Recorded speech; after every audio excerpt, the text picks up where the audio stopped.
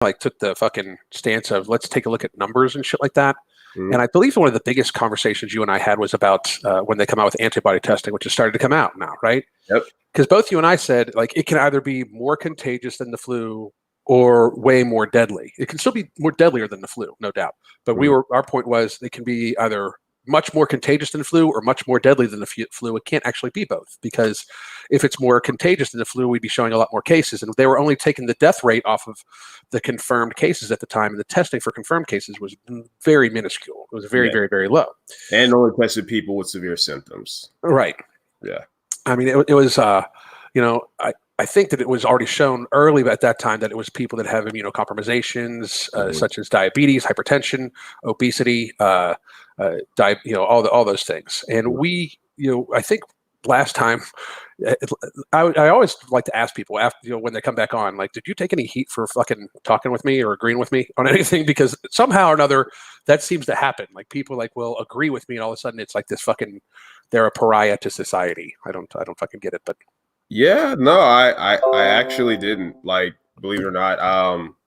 As far as anyone that came to my channel, like after the talk or discussion or came to my Instagram, I didn't get any type of negativity. I feel like part of it might be just because I don't come across as quite as aggressive as you. that could be it. There's no doubt. Like, because I do fucking, the video today, people, just so you understand, there's gonna be video coming out later in the day. I get a little heated. I just filmed it a little bit ago. So I think part of it was with that video that we did, though. Like, I feel like the way we discussed the points and expressed everything, it's like, in no way do we attack anybody. Right. And we didn't even say anybody was wrong. We were simply saying, hey, these are our thoughts based on the numbers.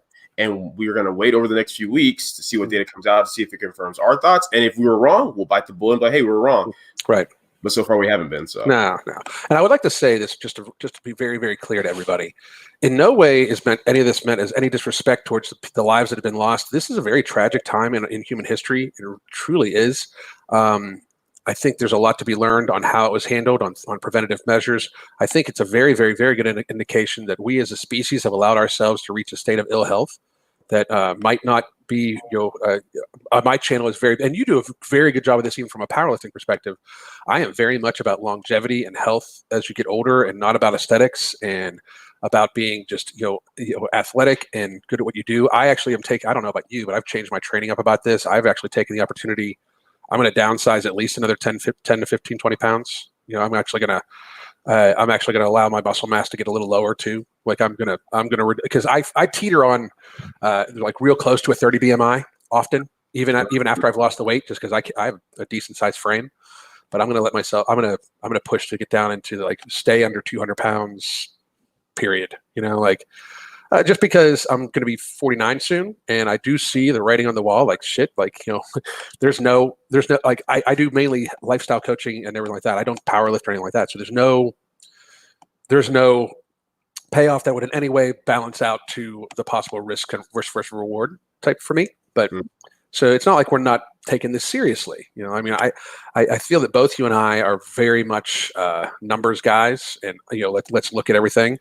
And I just can't, like, there's not denying some of the shit that's coming out. And again, we definitely take it seriously. It's just, we look at it collectively. It's like this is something that's really impacting everyone around the world. Right. And while our hearts go out to those who are being infected directly by COVID itself, my heart equally goes out to those who are being infected indirectly. And I think that's been my problem with a lot of the narrative of the mainstream media and a lot of other people just in general. It's like, I understand you care about lives, and so do I. Don't dismiss, though, everybody else to focus on just one group. I've never been okay with that type of rhetoric. Right. Well, what I find crazy is that, like, we're not actually learning from this. I really think that everybody's kind of got terrified and fucking shut down. There's no thought process. Yeah. Like, I'm amazed at the resistance that I get, like, on a daily basis. Almost, I've been sharing the numbers that come out of New York City, and I've been sharing them with you too, just to see. Like, it is overwhelming. Like, it is super clear from data coming out of just New York City. Like, if you look at New York City, they now have done an antibody test that they have released. It states that like 2.7 million people just in New York probably have been infected. That changes. And that test didn't account for symptomatic individuals, right, or for children. So chances are probably even more. IFR is probably even much lower than that. Oh yeah, when they count the college kids, which by the way, I'm going to stick with that. That's something we mentioned before, and I just wanted to run past the college kids thing very clearly for people. Yeah. This was done in a way like this was done to help protect everybody, right?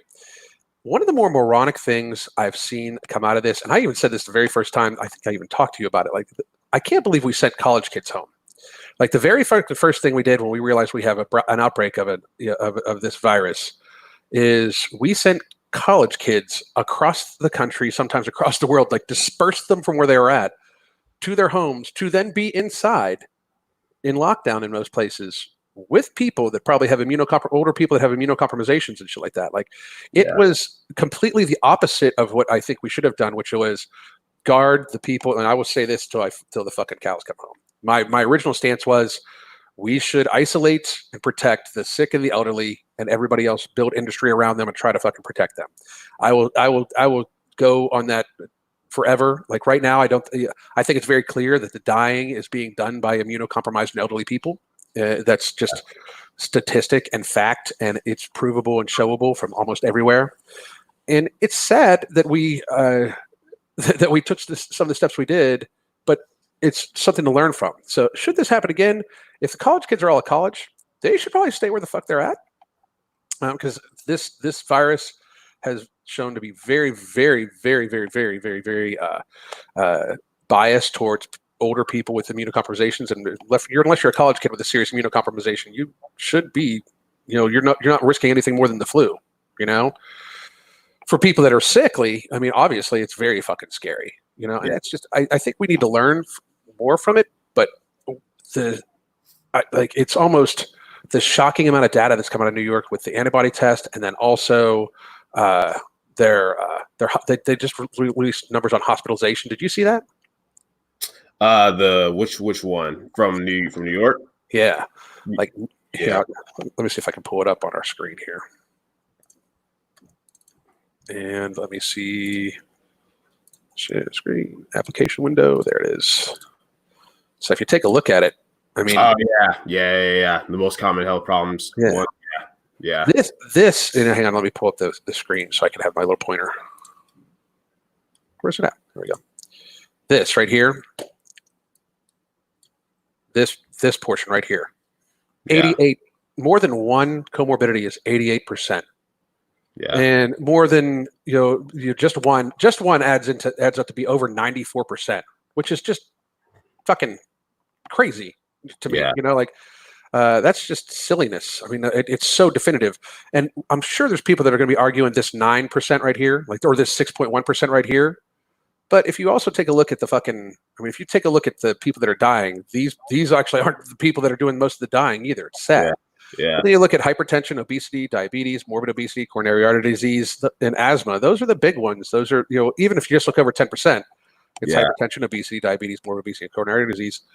I just don't get, I don't get where we're at as a people when it comes to this. I don't know how the fuck that happened. Let's switch this around. Boom, boom. There we go. Now we're big. But to me, it's one of those things where let's pay attention to the data and let's make a switch here.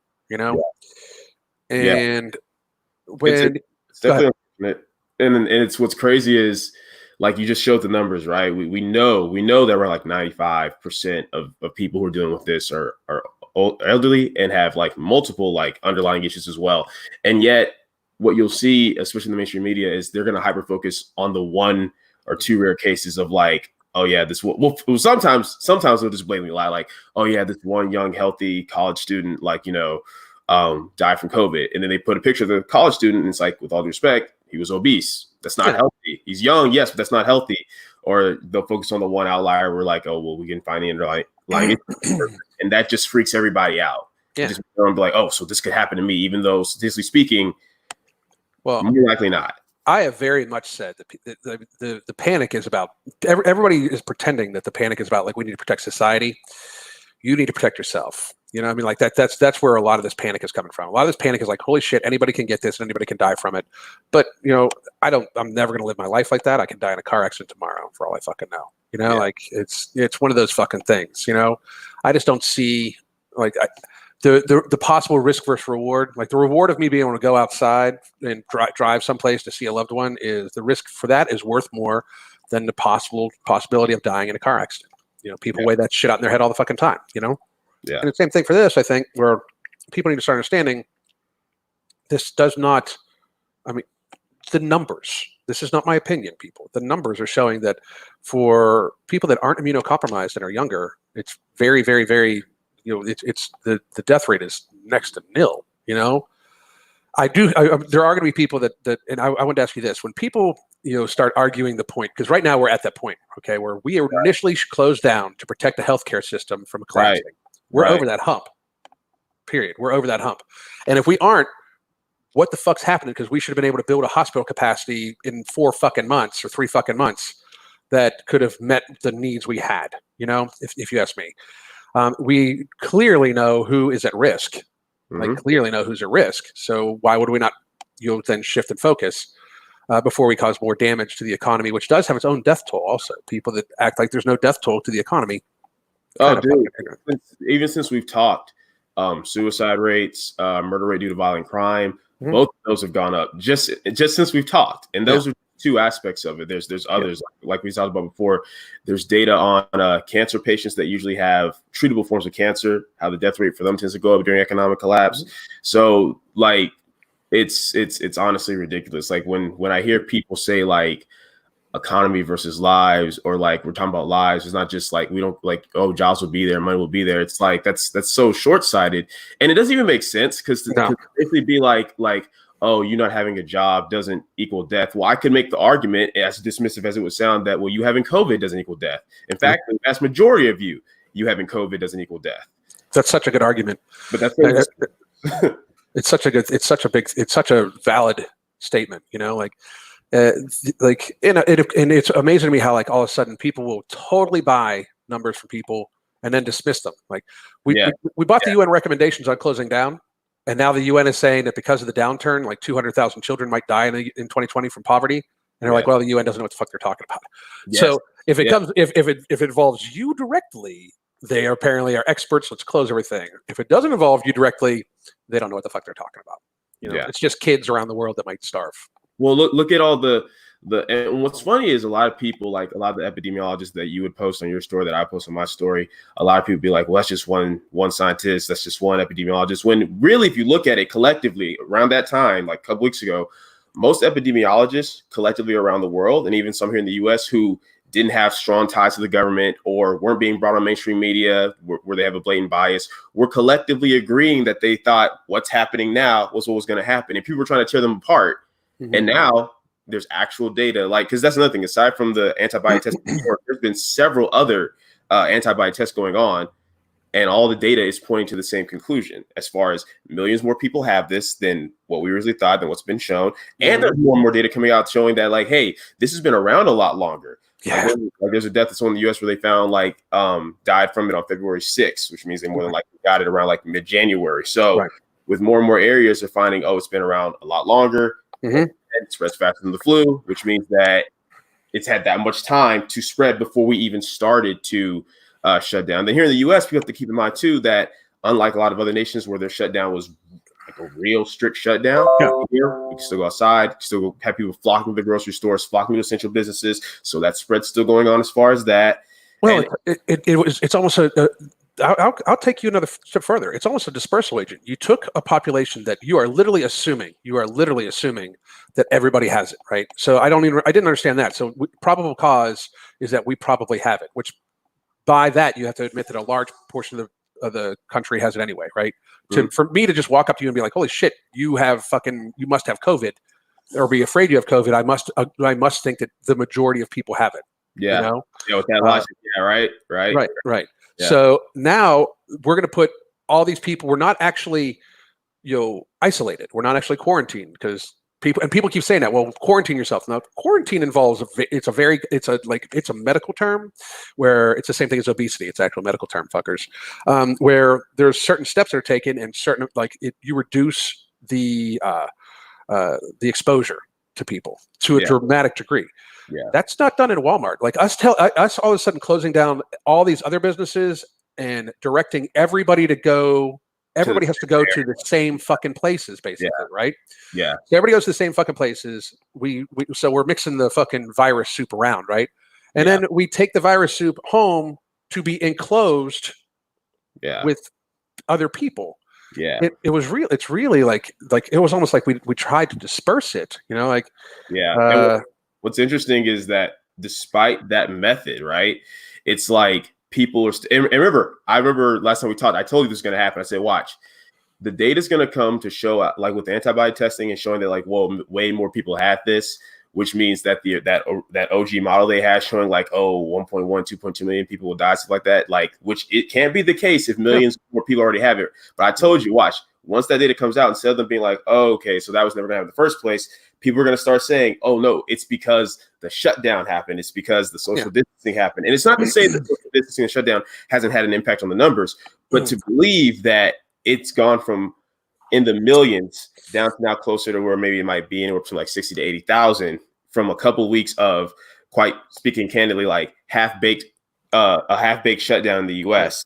That's ridiculous. And that's not what the data is showing anyway, because if so it's like, that's a complete misinterpretation of the data. It's like, no, the data is not showing that, oh, because we did this, now the numbers are lower. The data is showing that because millions more people had it than what we realized in the first place, the original data showing that many people were going to die was incorrect. Yeah, it's totally incorrect. I mean, I kept saying, like, that's not how denominators work.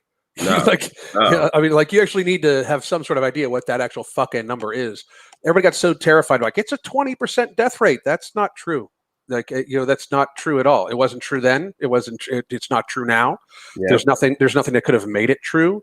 Yeah. A 20% death rate. A 20% death rate. There's literally no reason. Like, there's just time to dig graves. If it's more contagious, like highly more contagious than the flu, and it actually has a 20% death rate, there's just time to dig graves. That's it. Like, I mean, that means 20% of the population is going down. We're talking like 60-some million people dying. You know. Like I said, even in a harsh place like Italy that got hit hard, and once again, we already explained why they get hard. The elderly population, population of smoker, the multi-generational homes, which goes back to what you're saying about forcing people to stay inside when you have younger people living with older people, all that. But even with Italy, as bad as their numbers looked, it's like, okay, by January 15th, they had about going on to 3 million cases of the flu. As you just said, and as everybody keeps reminding us, COVID spreads faster than the flu. Right. So, how many cases of COVID do you think they actually have? Not just confirmed cases, but based upon that knowledge.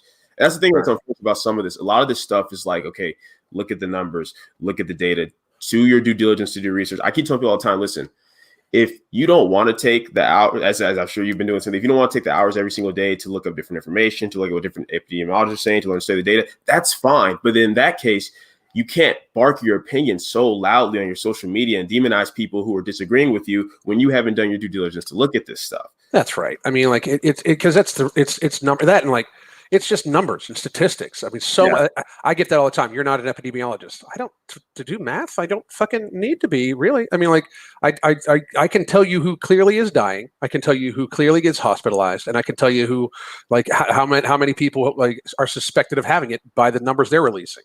Yeah, that was before when you and I were definitely speculating, but there was good, like, we were taking their information still. Like, are you telling me that we're gonna, like, you either can assume that massive amount of people have it, that's why we should shut down, and we don't want to spread it, like, the assumptions were so very far off, and it was, I mean, I do believe the media played a huge portion in getting people freaked out.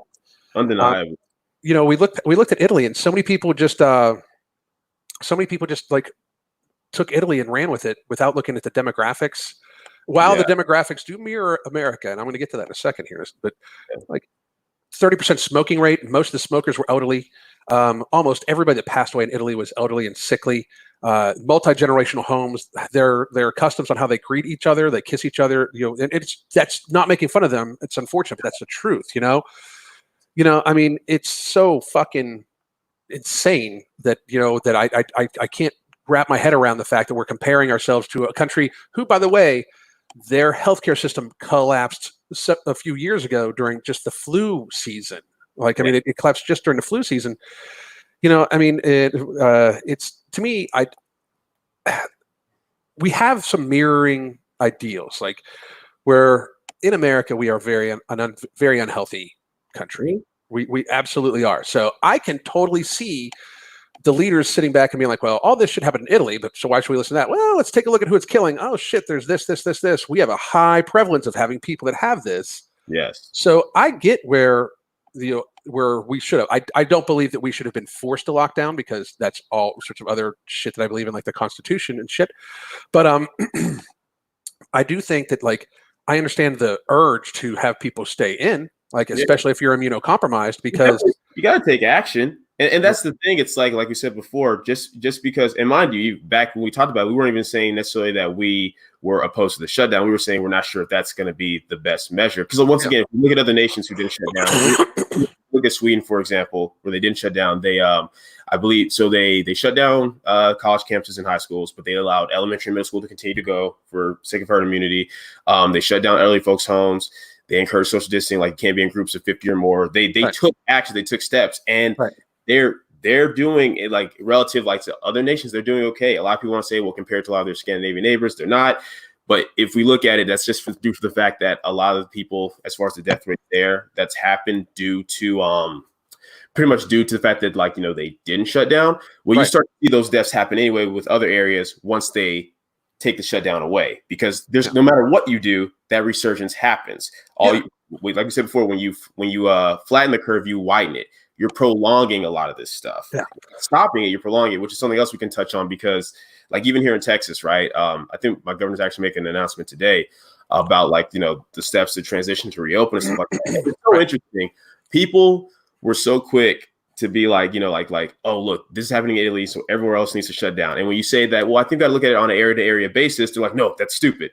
Well, now that Texas is at a point where we're not at risk of being overrun, our hospital infrastructure is good, so we're going to start the transition. We're not full-blown opening things back up, but within guidelines, starting the transition to opening things back up. People are like, that's crazy, that's stupid, y'all shouldn't be doing this. It's like, but why? Like, we're in a good spot, and we're not saying other people should do it, but we're in a good spot. It's like, well, if y'all start doing it, then everyone else is going to start doing it. But isn't that what y'all wanted to happen when Italy shut down? Yeah. It's like, so you were okay with monkey see, monkey do then, but now you're totally against monkey see, monkey do. Fuck, dude. It's funny how that works, right? One of the reasons why I love talking to you. No shit. I fucking love talking to you. I swear. But it's so fucking true. Like people were pointing out, like I thought this one was a neat one.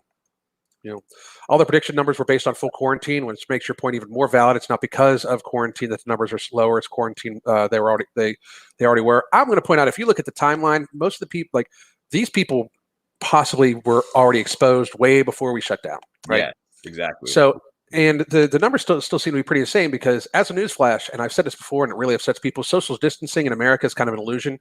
As long as the subway system's running in New York City, I find it kind of egregious that other shit can't be running.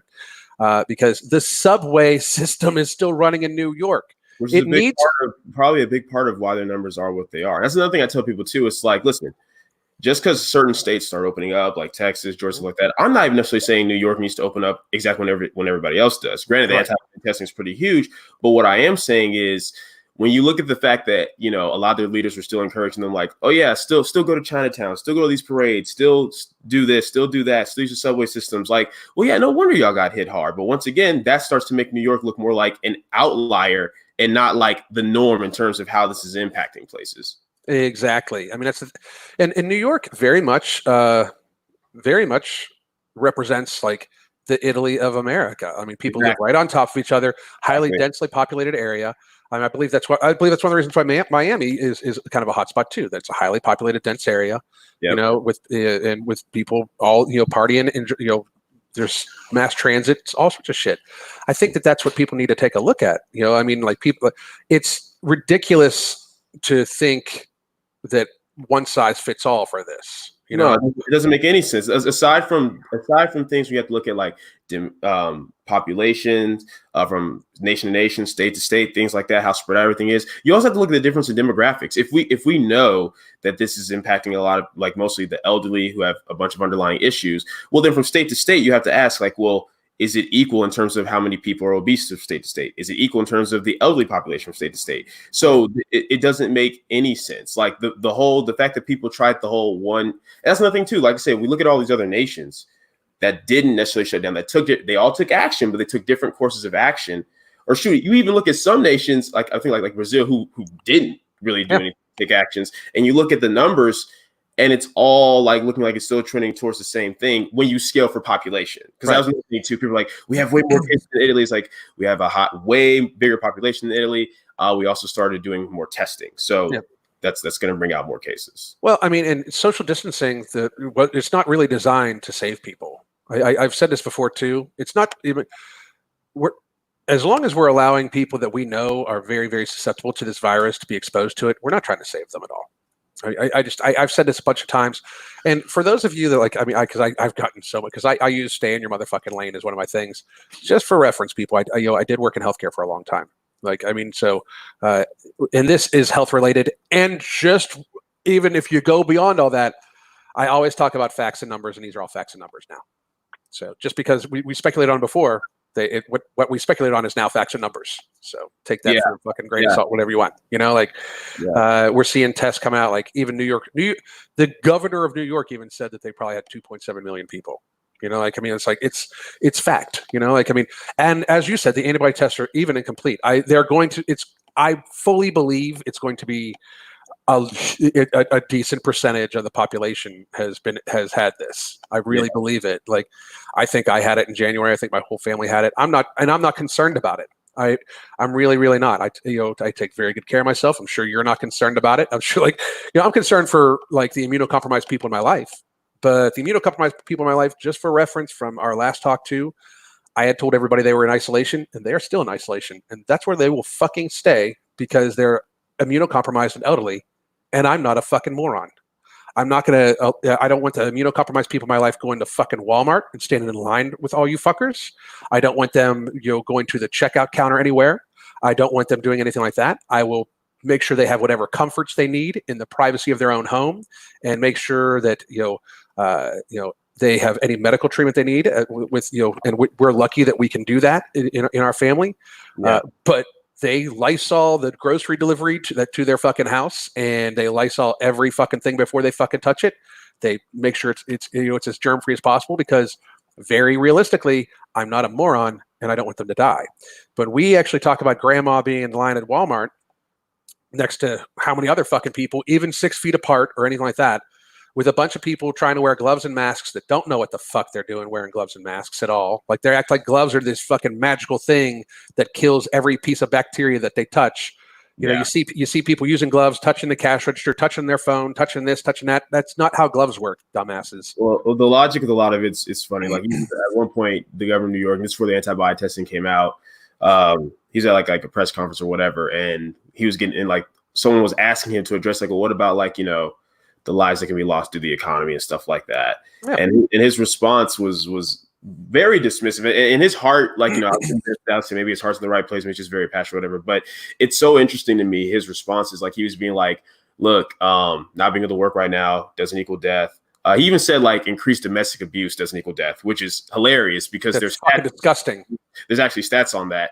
And then like, he tells you very heated. And towards the end of it, he said, look, if people can't wait for their checks and people want to work, then they can go get a job as an essential worker, so that way they won't kill anyone. And it's like, wait, hold on.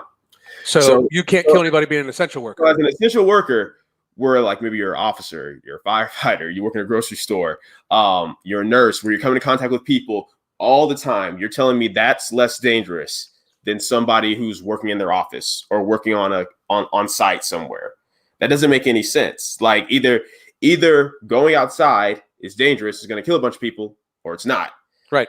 Like, whether being an essential work or not, that doesn't make any sense. And it just comes across as being very dismissive of like to be like, oh, this doesn't equal death. This doesn't equal death. And we have actual stats showing that the increase of this leads to more lives being lost. That's disgustingly ignorant. First of all, it fucking just pisses in the face of people that can't qualify for an essential job. It just absolutely does. It really, that's one of the more moronic things I've heard. I mean, there's been a lot of fucking moronic things with the fucking disinfectant thing and all sorts of stupid shit, fucking injecting shit, fucking moron shit, right? But to just say, like, the governor can't be like, oh, this is an essential job, therefore you're not putting people in danger. That's stupid. Technically, if you're an essential worker, a Walmart cashier is considered an essential worker. They're in contact with hundreds, if not 1,000 people that could possibly be infected a day. Then they go home. Yeah, that's dumb. I wanted to talk to this person real quick. That's the thing about COVID-19. Everybody is at risk. There have been fit, young, healthy people get it bad. Statistically speaking, fit, young, healthy people are way more at risk of dying of the flu. Yeah, that's another thing. Like, aside from just if you're just young and don't have a whole bunch of these underlying issues, I think it's like 0.7%. But if you're young, don't have underlying issues, and you're actually like active, you're healthy, you have like healthy lifestyle, it's like 0.05% chance. Yeah. And then beyond that, this is a newsflash for people. Every year you do have young people who die from seasonal viruses. It's just not blasted on the media like this. Right. It's rare. It doesn't happen often, but it happens. Right. And it's ridiculous to me that these arguments and justifications that people try to use for, oh, this is why it's bad, so it's scary. You can point that out for these other things. Yep. The only difference is you didn't put it on blast back then. Yeah, we're watching a death ticker. Like we're literally watching a death ticker. Over the last 4 months, we've watched about 50,000 people, 50,000 Americans die, and it's super disgusting and unfortunate, and I fucking hate it. But every year, 80,000 people die from diabetes. We don't watch a death ticker on that. In fact, we fucking, we try to supersize every fucking thing. Yeah. I mean, like, some liquor stores are considered essential right now. Like the bullshit about this is that this was not really a quarantine. People think it was. And then this is a pretty interesting thought. Fit, young, healthy people have it bad where they're probably exposed to big quantities of viral particles and their immune system acted aggressively. That could also be very true. It really, really could. We don't know that. What we do know is the numbers that show that people that do not have immunocompromisations make up a super teeny fucking less than 1%, like in the 0.0 something of a percent of people that are actually passing away from this. That's what we show, and that number will actually grow, just like you said. That number will even grow more once we do antibody testing on younger people and stuff like that. Exactly, it's showing that already. When a lot of antibody testing is only is excluding symptomatic individuals and then those who are younger. Mm-hmm. So it's like the numbers. It's just interesting to me how it's like, okay, you and I were able to say that, hey, this is what we think is going to happen based off the current numbers we're seeing now, and then based off the opinions of several epidemiologists. But we don't know for sure, but wait for the numbers to come out. Yeah, even with wording it that way, people want to demonize us and tell us we're wrong, stuff like that. And now that the number and data actually is out to confirm it, instead of being like, oh, okay, well, yeah, that's true, or hey, you guys are right, they want to do everything to pick it apart. And this is what I found interesting. So when the governor of New York announced like the antibody test and the results, stuff like that, he also had to throw in the caveat of, first of all, the way that they were describing it, like we're like, oh, these grim numbers show that way more people have it. That's a good thing. It's not super good thing. But what was funny about it was like he had to throw in the caveat of like, now mind you, this still doesn't account for like the deaths that we're not even keeping track of, stuff like that. And I have two responses to that. The first one being that's very well true. There probably are people who have died from this that we haven't kept track of, especially once again, like I said, when you're locking in young people in with their parents and their grandparents. So I absolutely can agree that there probably is people who have died from this who haven't been accounted for. But if we look at just the tested cases, right, even with severe symptoms, and see that no matter how much the death rises, there's always more people recover from it than those who died, right? And now we have antibody testing showing that most people or either have very minor symptoms or asymptomatic and are totally good to go. Then I'm willing to bet for every maybe like, few people you have who died that you didn't catch, you probably have thousands more people who also had it who you didn't account for who recovered. So that doesn't really skew or change like what the data is showing. And then secondly, my second point to that is, well, I'm pretty sure you guys are making up for like that lack of death, considering how you're counting COVID deaths. Oh God, it's absolutely ridiculous. Like there's no, like, it's not, and the worst part is they're not even hiding it. Like this is like, you can look at the CDC guidelines, you can look in New York City, and then that post I sent you where Public Health Director of Illinois, where she blatantly said that like even like if you were like put in hospice and you only were given like a few weeks left to live, but then they found out you had COVID, that counts as a COVID death. If you died from very clearly alternate causes, but you still had COVID in your system, it's a COVID death. So essentially, even if you die and it's not from COVID, but COVID's in your system, they count that. And then on top of that, with New York, they don't even have to test you. If they just believe it's probable cause, as broad as that is, they can count it as a COVID death. So if you want to say there's a lot of deaths we're probably not accounting for, well, you're more than making up for that in the thousands because of how you're counting COVID deaths. Exactly. It's fucking craziness. I mean, hang on a second. I'm pulling something up for us. Okay, this, and I'm going to put this on screen. This is the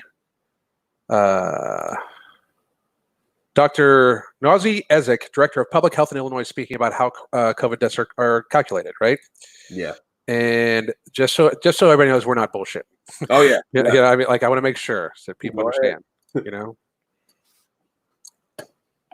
let me get to the point where it just is the info we need. Here we go. Oh, you know what? Hang on, I did this wrong. Sorry, folks. I apologize. I did it wrong.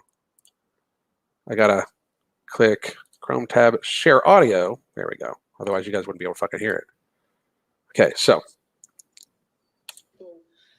Of all age groups die. I just want to be clear in terms of the definition of people dying of COVID. So the case definition is very simplistic. It means at the time of death, it was a COVID positive diagnosis. So that means that if you were in hospice and had already been given, a few weeks to live, and then you also were found to have COVID, that would be counted as a COVID death. It means that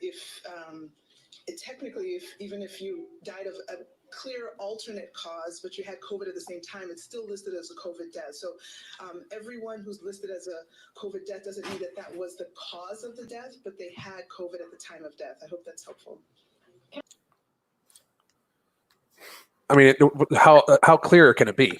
That skews data, people. Yes. So on top of having actual data that shows and proves that millions more people have this than what's being shown, they are also openly admitting that they are skewing the amount of deaths from this as well. It's not a conspiracy. It's not. They just right there just admitted it. And then my thing is this is what blows my mind. I guarantee you, if I were to get on my social media and just be like, hey guys, there's probably a lot of deaths we're not accounting for, and just put out some random crazy huge number, even though there's no proof of it, no data, no evidence on it, people would eat that up and be like, yeah, they'd be like, munch. You tell them the antibody testing, like whether you show them one or several of the ones they've done thus far, they want to be skeptical. Well, how's the test done? They want to pick it apart. It's like they're being skeptical of one thing, but they'll completely blindly follow something else that has no data support, and it's absolutely ridiculous. Well, coming from healthcare, I mean, accuracy of medical records is very fucking important.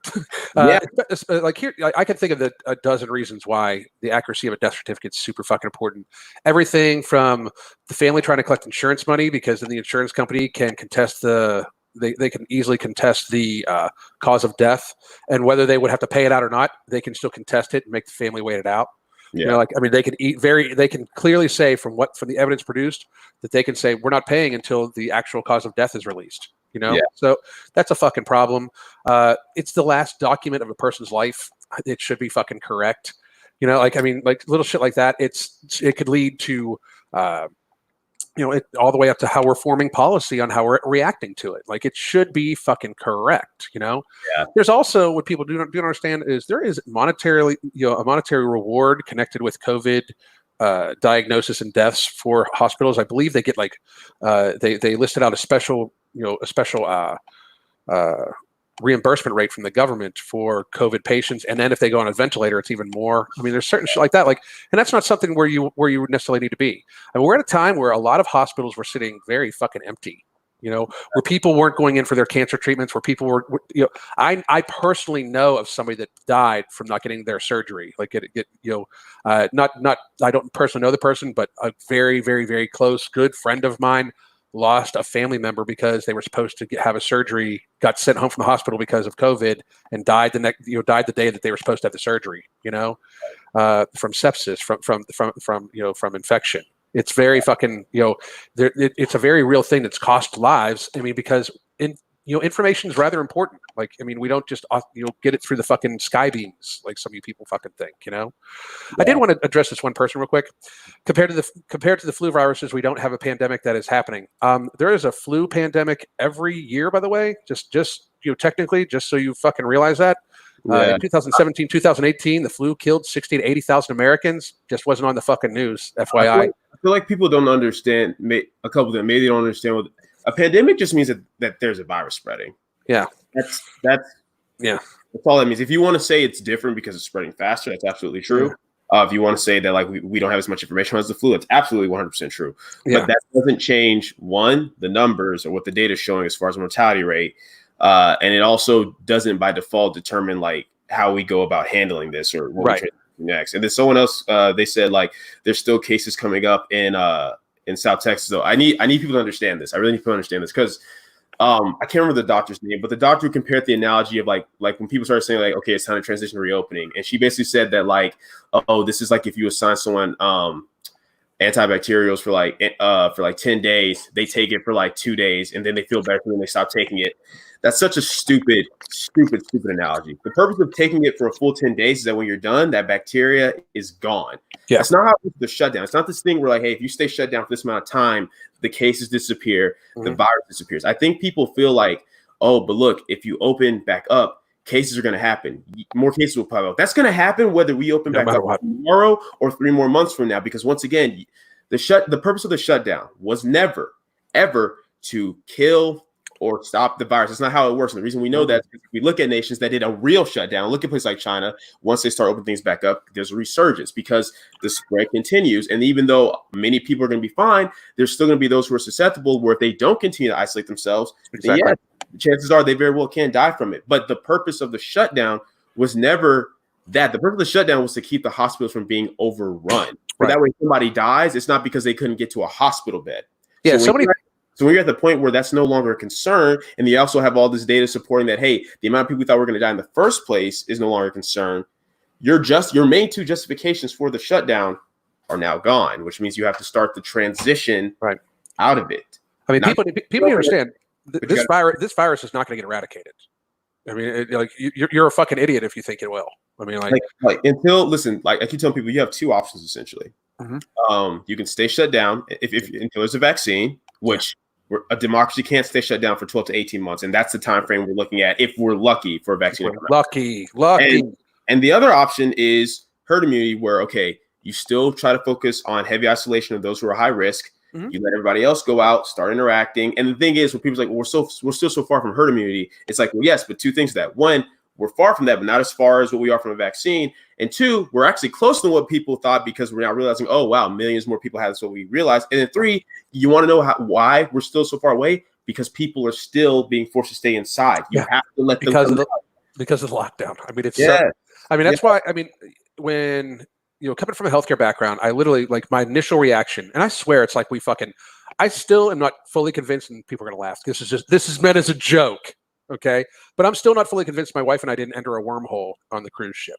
Like, we left and people were taking precautions and shit like that. People talking about like, okay, maybe we should fucking, protect the elderly people, keep them in, like all the normal data is coming out. We're on the cruise ship. And I come back from a day of getting like fucking, like tequila poured straight from the bottle in Mexico into my mouth and my wife's mouth. And we're like partying our fucking asses off in Mexico. Nobody has a care in the world. I hop back on the boat. And I look and fucking people are like, we have curfews and shit like that. I'm like, whoa, I'm not 14 years old. Government's not my mom. I have the right to do what the fuck I want by the Constitution.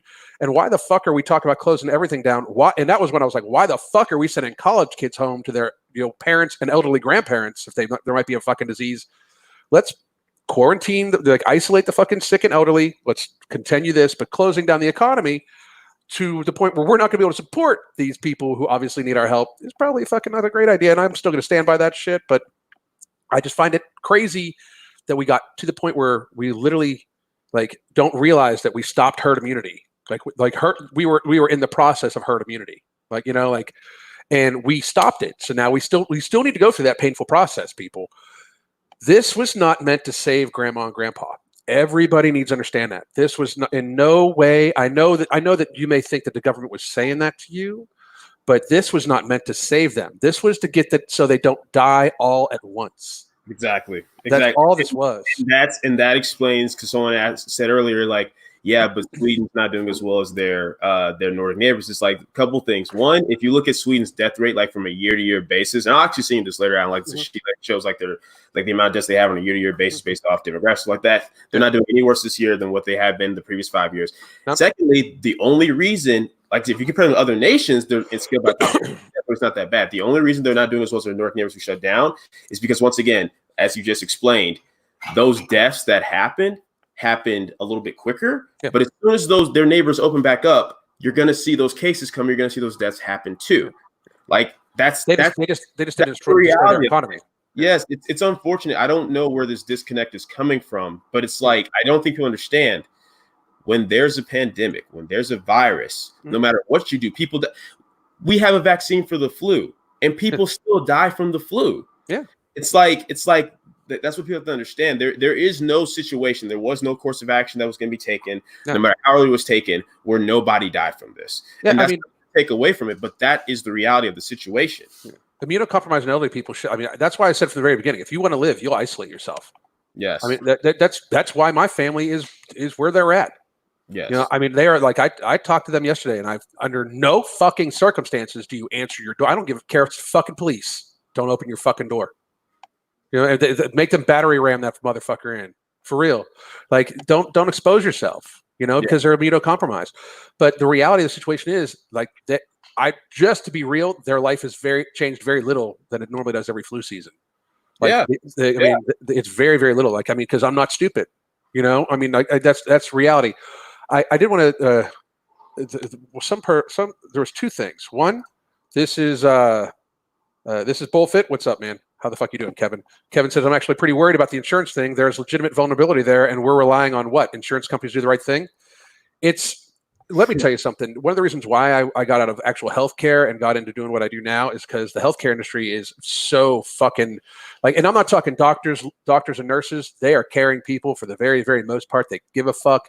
CNAs, the people that are entrenched in the front lines, they are doing a really, really, really horrible. Like they're doing a horrible job very, very well. Like the job is horrible, but they're doing very good under the circumstances for the most part. For all you motherfuckers that are in empty emergency rooms making like TikTok videos, that's pretty fucking insulting. I don't think you guys realize that, but those TikTok videos are really fucking insulting when you're telling people, you know, stay in and shit like that. But and I don't think they're meant to be that way. I think that they're nice people. But I will tell you this: the executives that are in the healthcare industry, which I used to be one of them, your job is to look at numbers. Your job is to look at money.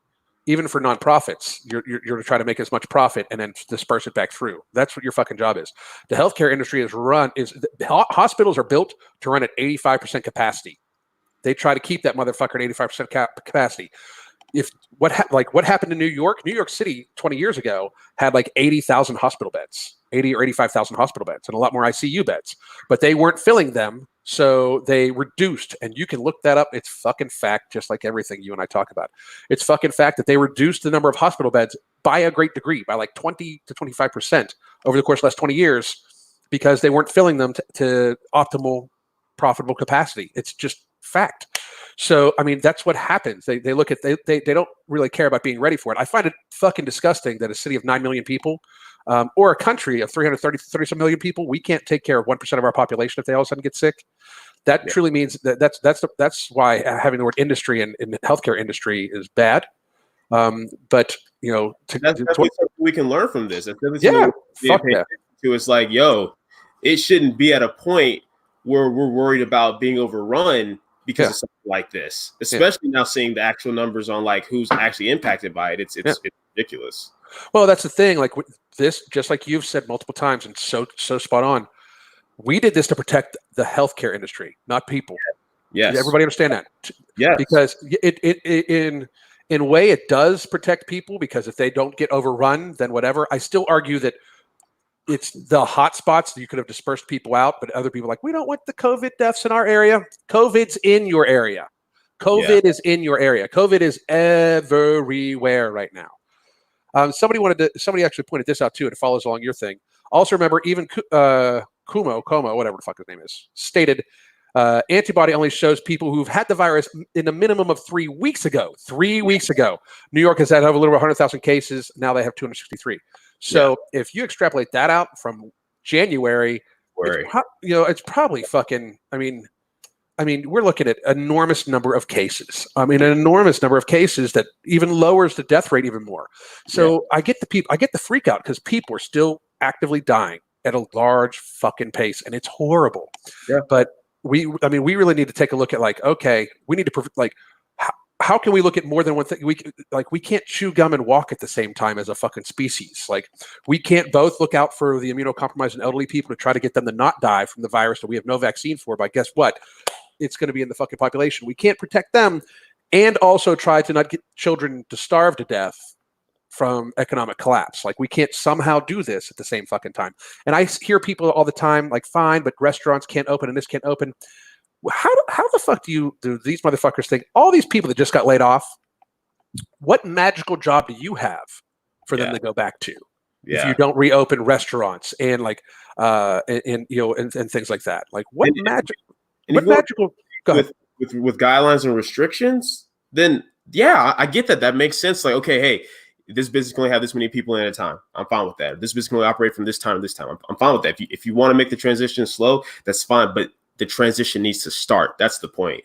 And then to answer someone's question about like, so what is there numbers now showing that if the lockdowns are moved, that hospitals won't be overrun? It's like, well, for my area in Texas, yes. yes. That's what I'm saying. You got to look at it from a area by area basis, a state by state basis, and go from there. Because it's like it's on two ends. One, our hospitals are nowhere near full capacity because that's another thing. Hospital beds aren't static. You can get more. You can like increase like hospital infrastructure. And then two, because of all the antibody testing coming out showing that, hey, millions more, because that's where the concern is. People have to understand that. It's not just the fact that like, oh, we have more cases. It's the fact that, okay, if we were worried that, if we let this spread, millions more people will get it. And then these people will have to go to hospitals. But now have antibody testing showing that, millions more people already have it and are good and are over it and recovered from it. That shows you're at far less risk of things like, getting overrun. The issue is that like somebody just asked if I was a paramedic. I actually was a regional director. I actually wore a suit and tie every day. I was an executive for hospitals. Like I ran nutrition departments for hospitals, long-term cares, CCRCs, skilled nursings. I sat in on the writing of outbreak and disaster plans with every fucking place I was at, including huge hospitals, state-run places, stuff like that. So again, I understand that, like, and here's the thing, that is actually just completely irrelevant too to the actual fucking statistics and numbers. Exactly. The like that people like to use is hilarious. It's like, listen, it doesn't matter if it's your next door neighbor, if it's an epidemiologist on the news. Facts are facts. Data is data. The problem is too many people are taking things at face value without actually checking to see the facts, see the data. Like, once again, when you present information, it's like, oh, look, this kills young people, this kills healthy people, and you don't show the actual numbers and stats on that. All people hear is, oh, this kills young and healthy people. I'm susceptible. That's all they hear. I find it kind of amazing that we've reached a stage where people are selectively omitting facts and accepting rhetoric. Because they have to know. And it's of course, it's like, I bet you there's going to be so many psychological studies about this shit as we move on how like collective fear has formed this, because it's fear. It's fear over your relatives dying. But a lot of this is fear over you dying. Absolutely. Like, I've had people be like, you have two choices: 6 feet away from me or 6 feet under. Like, well, unless you're going to shoot me for accidentally getting 6 feet closer to you, I'm pretty fucking straight that I'm not going to die this year. Like, I don't feel in any way that I do feel I've already had the flu, but I don't think I'm going to die of a viral illness this year, especially because I take good care of myself. I fucking try hard, and if I would, I would. But guess what? That still wouldn't be a reason to shut fucking society down. I'm not more important than society. I'm not. Exactly, and that's what's crazy about it. It's like you tell people, like, people have this weird idea of like, hey, if you're about starting to open things back up, be coming back up, like, oh, you don't care about lies, but like you're coming at that from the perspective of just probably being concerned about your own life. But it's quite the opposite. It's the fact that because I know the millions that are affected from the shutdown, and I understand, because that's the thing I'd say too. Like, listen, like for me, I'm still able to work. I work from home anyway. I'm more than half of my clients are still able to train, so I'm fine financially. So this is we're like. We're lucky we've got a lot of essential people. I can still train, I can still lift. So for me, this isn't about, oh, I want things to come back up so I can have and do what I want. It's the fact that, no, I understand the impact this has on my fellow man, society collectively. And it's just so funny to me how that works. It's like they don't understand. Like, you're deemed as selfish for saying that, but they don't understand how selfish it is. And how, honestly, like I said, you're speaking from a point of privilege. Like I said, even so much. When the New York governor was talking about how, like, hey, we all feel the economic like pain, we all feel like this isn't, it's like, bro, you're rich, you're good, you come from a rich family. Like, that's my thing. Like I said, from what I've noticed, and let me put this in purpose, this isn't data, it's just what I've noticed. A lot of people who are more who bark a little bit louder, but like, stay home, you're coming to keep people, or people were like, okay, you're taken care of, you're still working, your parents are taking care of you, you're a college student, you're happy to be out of class, whatever it may be. But it's like, people need to understand that and I always be curious as to how people would react if the media decided to finally put like a death ticker up for like suicide rates. Oh my God. Rates, increased stress, anxiety, alcoholism, drug use. If they put all that up, I'm very curious to see how that would shift people's views. The suicide hotline experienced an 1,800% increase in calls. Yeah, like that's fucking craziness. We had somebody actually just said, and I actually think this is something to look out for. I think more people would die from inevitable food shortages than would die from, if we open back up soon. I fucking agree. I want to address this one. If everyone was responsible, we wouldn't have had to shut down everything down. But we do think that the dumbest part of population won't take precautions. Here's the thing. Other people can't kill you with this. If you're afraid of dying, stay in. Yeah. Isolate yourself. I mean, other people, like, first of all, you're assuming other people, like, you are assuming guilt of somebody else beforehand. That is very un-American. If you're from America, you should be ashamed of yourself right now, just to be real, because you're assuming somebody else's guilt. I find that to be grossly un-American. I really do. I mean, that's unconstitutional. You're assuming that other people will be irresponsible. If we would take that right, nobody would drive. Nobody would, like, we wouldn't give anybody the privilege of driving. Driving is a privilege in every state. We wouldn't let them have the privilege if we actually thought that. And way more people are going to die from automobile accidents this year than COVID. Trust. Way. You know, like, that's idiot speak. I'm sorry, but that is dumb on a level that you should reevaluate yourself, because you're just assuming that like nobody can save you from this but you. Just you should understand that. Depending upon, like, we will starve people to, like, when people actually, this is still civil. People don't get that. This is still very civil. If we keep these measures up for a long time and people have the choice between taking somebody else's food and feeding and not being able to feed their family, you best believe shit's going to get fucking crazy, and that's what needs to be avoided. We already protests happening. Yeah. That's the thing I try to explain to people. Like, when I ask people, like, so even after you explain the difference between how the resurgence will happen, whether you open up today or whether you open up 3 months from now, when you show the antibody testing, when you pretty much take away every justification they have for wanting this to be prolonged, but they still want to argue. I then ask, like, okay, well, then when do you think we should like open back up? And they'll give me some answer that just doesn't make it like, oh, when the virus is gone. That's not how the shutdown works. Yeah. Or, well, I think, 3 more months or like till June. I'm like, at that point, the amount of lives you have ruined or taken far outweighs the amount of lives you have saved. Your whole reasoning and justification is gone. Absolutely. This young lady also states, certain things do need to be shut down during a pandemic, i.e. such as overseas travel and letting people into countries for Australia. The overseas travel I agree with, but to avoid herd immunity is ridiculously stupid. Almost every major world epidemiologist was like, why are we closing down for a respiratory illness? Why are we not protecting the sick and elderly and letting this work its way through the population? Yep. And rush towards herd immunity, rush to it. Many epidemiologists were saying that, but they weren't being shown on the mainstream media. Yeah. Many.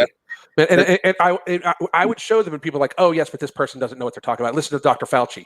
Dr. Fauci is a political figure. People, like, understand that.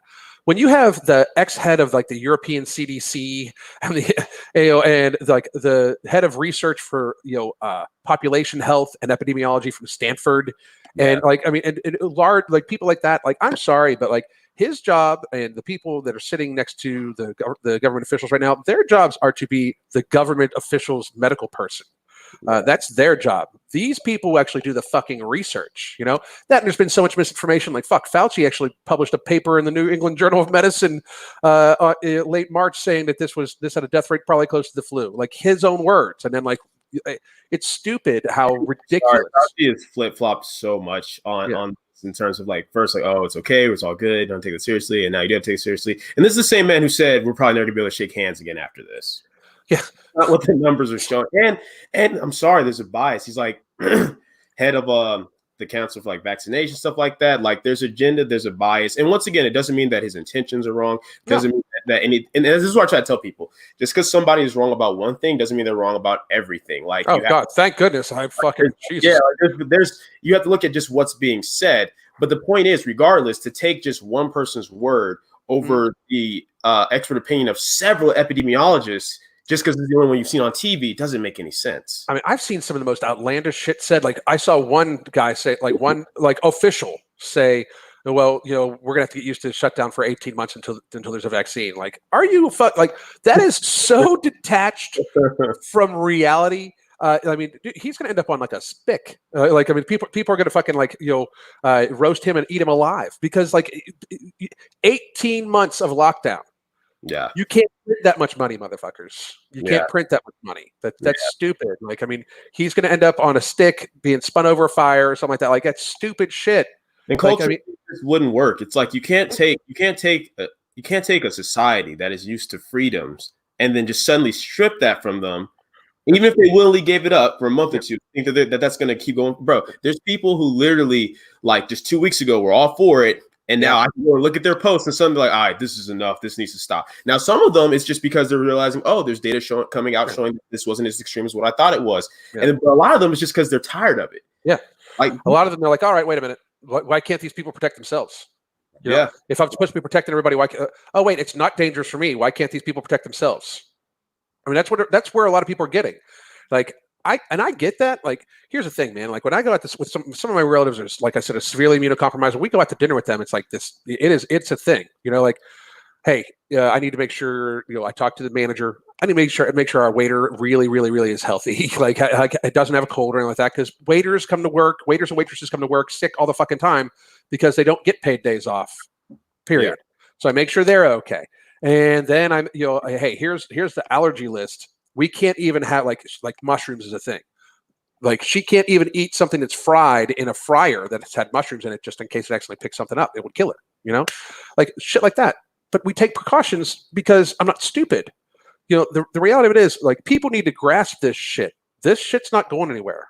Okay. Like, COVID's not going anywhere. If you are immunocompromised through your own actions, through eating yourself or drinking yourself or smoking yourself into ill health, you should right now very fucking clearly wake up and try to get healthy as much as possible, because the rest of your life is going to negatively impact the rest of your life to a great degree now, because this shit's not going anywhere.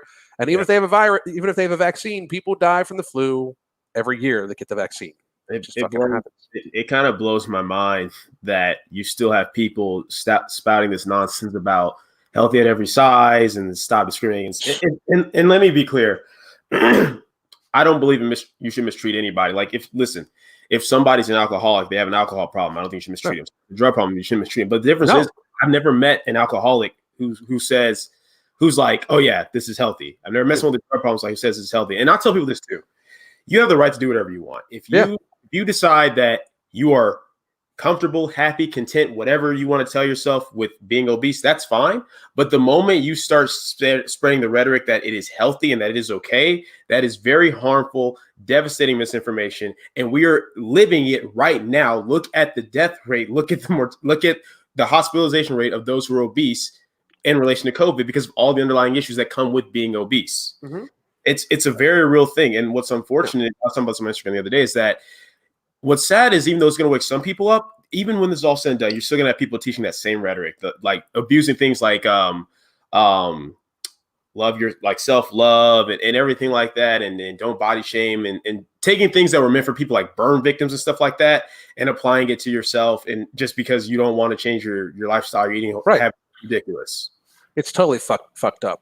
I take so much shit from them. One of the things I find hilarious is like is that I'm a racist because I don't like fat people. Like, I don't mind fat people. Like my thing is, I was a fat person. I want you to save yourself. They say I don't like fat people, therefore I'm a racist. Like, all my clients are obese. Most of them. So all of them have poor relationship with food. I try to help people gain a better relationship with food, not because I hate them that they're fat. I don't give a fuck they're fat. I don't want them. I want them to be healthy. But I'm a racist for it. I'm like, are you fucking like, that is such an appropriation of plight that people have been through before, it's disgusting to me. People that have actually felt real discrimination in their lifetimes, or who at least their parents and parents' parents have felt very serious discrimination. You're gonna fucking equate like your eating disorder to it. It's disgusting. It's like, look, I was born black, but I don't know who was born fat. Yeah. Yeah. I mean, it's so fucking crazy to me, but it's the same thing where, like, again, you think you could be 400 pounds and not tell that the person's unhealthy. That's ridiculous. That's sad. And I find it, we just had somebody say, and I think it's interesting. It's worth talking about. On the point of herd immunity, you can't just assume that you have immunity after first infection. We didn't know the mutation rate of the virus, so you let lots of people get infected and accomplish nothing. So what is your suggestion then? So we don't expose anybody to it? That's ridiculous. Then you get herd immunity to the second one. That's how we have evolved. That's why when you were younger, when your mom had you go play with, like, and I don't know if they do this anymore, but I remember my mom went and had me play with a kid that had chickenpox. Like, I took a day off of school to go play with a kid that had chickenpox. So I would get chickenpox. So I would get it when I was younger, because when you're older, chickenpox can fuck you up. When you're younger, your body's just like, meh. You have a little itchy, If that's the case, and mind you, the we're always getting new data, we're always getting new information. We have to adjust as we're getting it. But based upon the data that we're having now, in the same way that based upon the data we had back then, we decided to shut down. Well, based upon the data now, start the transition. Yeah. I mean, we have people like we shut down everything in Canada and are now seeing low numbers, and I wonder how long it is going to take. I'm ready to see stuff open up again. Well, as soon as you open back up, by the way, you're going to have high numbers again. Yes, that's how it's a research. It's like, people need to understand that but they've gotten so caught up in thinking these numbers is bad and this and that. And it's like, it's going to happen no matter what you do. And even though, like I said, the numbers and the data is always changing. My thing is, first of all, being like, you let a bunch of people get infected for no reason.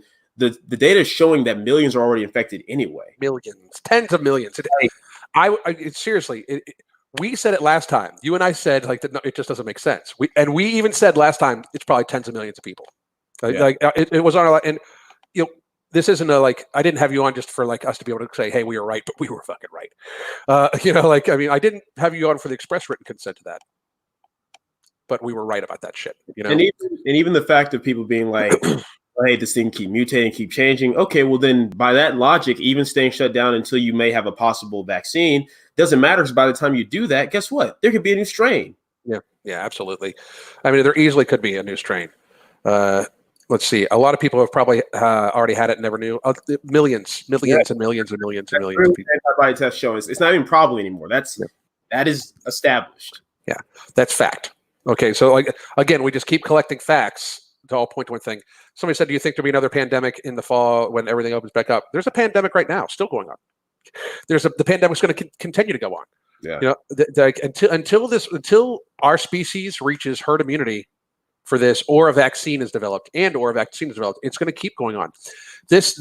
People are saying, well, the heat kills it. Well, if that was the case, it's been like 80 some degrees and 90 some degrees in Florida every day for fucking a while now.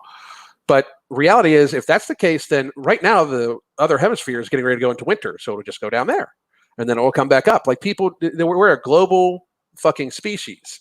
We travel from country to country around the world all the fucking time. The thought concept that we're going to test everybody before they travel is kind of stupid. It's just not going to fucking happen. We need to accept the fact that we need to protect people from this. This is not going anywhere. It's just not. People are like, we need to stay isolated until we eradicate the virus. You're full on fucking stupid. You must have got dropped on your head when you were young, because that's not going to happen. It's just, it's not viable. We will run out of food. There's likely going to be a global food shortage here soon anyway. Yeah, you gotta, and it's this thing where it's like, no matter what you do, like we said, you have to open back up eventually, you have to let people back out eventually, and yeah, like you said, until herd immunity, it's not even just, it's some of this is where it gets kind of sad. Like, even though we just talked about the importance of data and stuff like that, right? Some of this stuff, you don't need a degree, you don't need to look at data. Some of this stuff is just common sense. Yeah. A democracy can't stay shut down for months. It can't. It doesn't work. Yeah. It does not work. Yeah. Like, you can't magically produce shit, because it's not. This isn't a Harry Potter movie, motherfuckers. Like, we can't magically make fucking food. Yeah, it's unfortunate, because, like I said, you have people who, have given so much into their fear and old data that has now been recounted, disproven, to where no matter what you show them, they're still like just they're scared, they're worried, they're and it's and I understand it, I get it, Yeah. but it's like you can't live that way forever. No, you can't. It doesn't work. And then my thing is like, what if even with the numbers like the antibody testing, which they're still doing more and more of it, if stuff like that isn't, and that's the main thing too. Like, this is such good news, people. Yeah. This is the best news we have gotten in relation to this since all this started, and yet people, for whatever reason, just don't want to hear it. It's weird. I've never been in a situation where I've seen people be so biased towards like doomsday stuff. Yeah. It's like they want it to happen. It's ridiculous. Yeah, absolutely. Somebody actually just said, "What's the political agenda behind this?" Since top minds on this, and I'm not a political expert. I'm really not. Like I'm like the most unelectable person ever. I have voted Republican. I have voted Democrat. I have voted Independent over the course of my lifetime. I have, I vote like I don't vote a party line. I wish I could vote on all the issues, like because I mean like I'd vote for the legalization of marijuana and hemp like right now, but I'd also fucking say that. I have other aspects that I would be listed as very conservative, and other aspects I would be very progressive, and all sorts of shit. Because I'm a real human being that looks at facts. Yeah. But the political agenda, I don't even know if it really is one. It's a political season, most areas around the world, and I think that plays into it to a certain degree. Like the argument, like, well, obviously this political figure is handling it wrong, blah blah blah, like all that shit. What I can say is I believe that the media, the mainstream media, has fucked the planet. I really, in my opinion, like, and this is layman term. This is not fact. So I will preface this. This is where I go to my other channel where it's the, in my opinion, of course, portion of this shit. The mainstream media has had the best ratings they've ever fucking had, ever. They're making more money than they ever fucking had, ever, because there's still ads being placed everywhere, by the way. And they're able to capture the viewing audience in a way that they've never been able to before. And they're doing that by making sure everybody's scared as fuck. I said it before, like right when we talked, I said like, everybody get ready for the mainstream media to start talking way more about the shit that's happening because of the lockdown than why we're locked down. And that's truly fucking happening. Yeah. It's one of those things where, you did say that. huh? I said, you did say that. I did. Yeah, I mean, like me and you predicted a lot of this shit. I mean, but I think it's just because we're both very like. It's one of the reasons why I love talking. We're very logical minds. We have very similar logical progression. It's fucking. They're going to keep doing it. So I don't know if there's a political agenda. Like a lot of people are like, well, the world powers are trying to take over. Well, I mean, there's certain things you can depend upon. One of them is that when people that have power get a chance to seize power, they take power. Oh, absolutely. That's kind of a constant. That's a constant thing that will happen. This is going to be no different. There's going to be a massive shift in wealth from the middle class to the upper class. Massive shift in wealth. But that's neither here nor there. I don't know if they actually, I don't even think they actually like all got together because I think they're egomaniacs. I don't think they could actually agree on shit. I don't think they got together and decided to plot this. And take advantage. I think that the mainstream media scared the fuck out of everybody through what would be considered illegal tactics. If you and I were advertise our businesses the way that the mainstream media has represented COVID and the stuff like that, we would be in jail. Yeah, and that's what's interesting about it. People who are quick to be like, oh, you're not an epidemiologist, or why do you care about this, or why you spend all this time looking at this, that, and that. It's like, first of all, I refuse to let my knowledge base or my intelligence be determined by like only things that relate to lifting weights. And secondly, it's because in a lot of ways, this is actually very similar to the fitness industry. The situation in the fitness industry, we see several people who will lie, twist, exaggerate, whatever to spread whatever their bias, their agenda is. And what a lot of fitness influencers like you and I try to do, or if you want influencers, YouTubers, whatever, is present information based upon actual evidence, and facts, and common sense. And I think that I truly believe, that's what I said in this scenario. I don't think that the reason a lot of people like us and epidemiologists, I don't think the reason that our predictions came true is just because we're just so much smarter than everybody else. No. But the time to do the research, look at the numbers, and then use a little bit of common sense. Well, my whole premise from the very beginning was, okay, like it's obviously very contagious. Like, look how it's spreading. Yep. But that, it's not just finding the sick people. It's not just spreading to them. It's obviously spreading other there's obviously a massive amount of asymptomatic people, or low symptom people. And when they said, like, they initially said 80% of the people don't even know they have it. Like it was said at the very fucking beginning. Yeah, they brought up asymptomatic people. They brought up the fact of how quickly it spread. It's like people pick and choose what facts they want to listen to. It's so crazy. They'll use a fact when it promotes their argument, but then they'll completely disregard that fact when it goes against their argument. And what else I find interesting is so many people that I'm used to seeing talk about the importance of like mental health and anxiety and depression and stress, all that kind of stuff, are now completely disregarding that because they have something new to virtue signal for. And that's the unfortunate truth about this, guys, is like a lot of people like truly do care. And even if what they're spouting is wrong, I think it is from a point of caring, but a lot of people just want something to fight against. The lack of self-validation, the need to like be a part of something is so prevalent, especially like over social media, and it's ridiculous. Yeah. Somebody said you can't compare this to the deaths from diabetes. Diabetes isn't contagious. That's the point. Yeah, that's not the point. I compared the number just to be real. A lot of people diabetes is one of the top 5 things that cause people to die from this. Just to point that shit out. But and you can't compare this being contagious to anything else either, because very frankly, you're in control of your own fucking life of whether you catch it or not. Isolate yourself. And beyond that, it's like the data you were showing wasn't showing that like, oh, you were saying diabetes is somehow worse. You were showing that, listen, the people who are dying from this have a lot of these underlying issues, including diabetes, things that come with obesity. That's what the point of that data was. And beyond that, it's like, okay, listen, I love how people always say like, oh, but this is way more contagious. And they try to use that as almost like as a negative counter, but I could argue that it's a positive thing. That it means the mortality rate is much lower. Okay, like Ebola, the infection rate for that, like the way that spread, it really couldn't. Why? Because it killed so quickly. Yeah. And it really get is like consuming like the fluids of someone who had it. So it's like that was deadlier. That was technically like worse, right? So it's like to me, it's like, okay, yes, we agree. It spreads faster. Mm-hmm. But whether that's a good or bad thing depends on the context and what we're talking about. Absolutely. I mean, like, here's the thing. There's no good death. Okay. I mean, so I understand. And people are scared. And I mean, like, there's a lot of people like, that are looking for other things. Like the resurgence thing is like, well, what happens when we have a resurgence in the fall? Well, I certainly hope we don't lock the fuck down. I certainly hope we learn that fucking lesson. You can't, that's the thing. You can't lock it.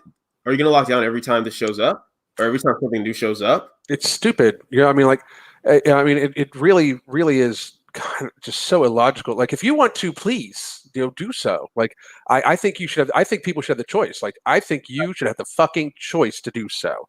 I really do.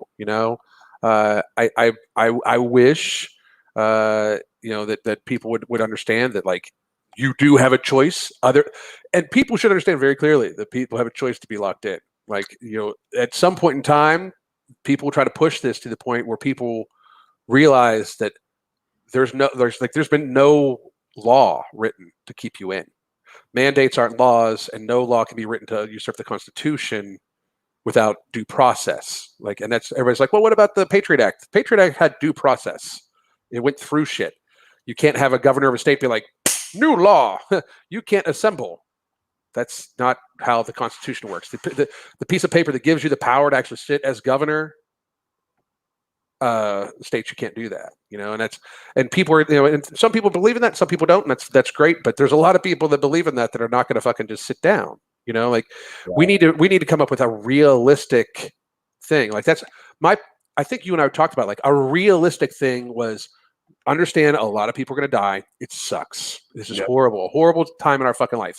It's a new virus, and new viruses, the first run around through, kill a lot of fucking people. They really fucking do. It's sad. It's horrible because nobody has immunity to it, and it goes through. We don't have herd immunity. There's so many fucking things that all the epidemiologists listed off, right? But it's reality. I mean, it just is. It's very, very, very much reality. A lot of people are going to die. And it literally could be, like, I heard somebody say it's nature's way of adjusting our mortality rate. Like, you got to fucking wonder, because there is balances that happen like that. Like, and I really think that people need to wake up and look at realistic fucking ways of dealing with something that is now a part of our life. This is now a part of our life. And that's my thing. Like, if you decide that no matter what data information comes out showing that you're not at risk for this, that the vast majority of people won't be, that the shutdown needs to start to like be let off, but you still want to stay inside, that is okay. Yeah. I simply want other people who are willing to look at the data and are being like, oh, this isn't as bad as what we thought. It's still bad, but it's not as bad as we thought. Is, oh, I can go out. Oh, cool. My state's reopening. I want them to feel comfortable to know that they can go do that, and the data supports that decision. Yeah, because the data does supports the decision to reopen. It absolutely does. Undeniably so. There's no real like if you want to argue about okay, it has to be a transition. Okay, well, this state might have to do it now. This one may have to do it a little later. That's fine. But the data, regardless, it's time for that transition to start. There is no arguing that. I mean, I think people tend to get the idea that by what I say is like I'm all for just opening everything up full throttle, blah blah blah. My relatives are still going to be in isolation. I can guarantee that shit because it's a realistic thing. Like they are immunocompromised. I will protect them with my life because that's my choice, But I don't expect other people to suspend their lives or risk their lives to protect them because they have lives too, And like a realistic stance is just kind of accept the fact, that people are going to need to move about freely and operate the world. It's just.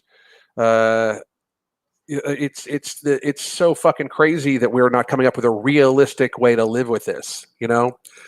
Shutting down is not a realistic way. Shutting down is a coward's way to hide our fucking head in the sand and not fucking face our fucking problems. If you ask me, like we can't afford to do that right now. Like because when you run and hide because of one problem, all your other problems are still there and they fucking grow exponentially. Like the shit you're not.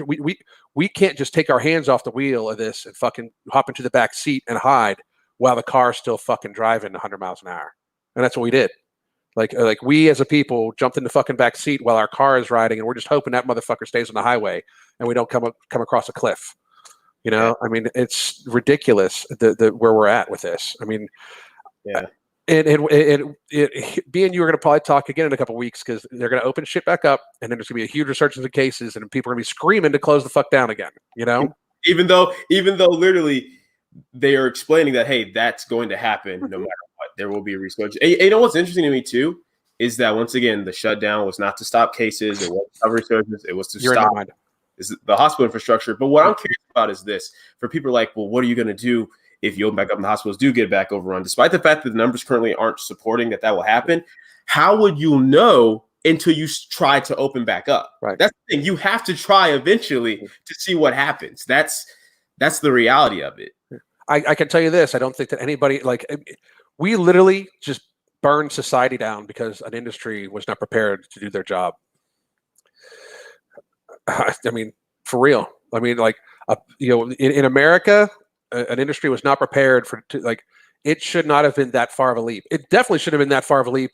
I mean, we literally have built tons of hospitals in places, brought in hospital ships to New York, didn't need to get used.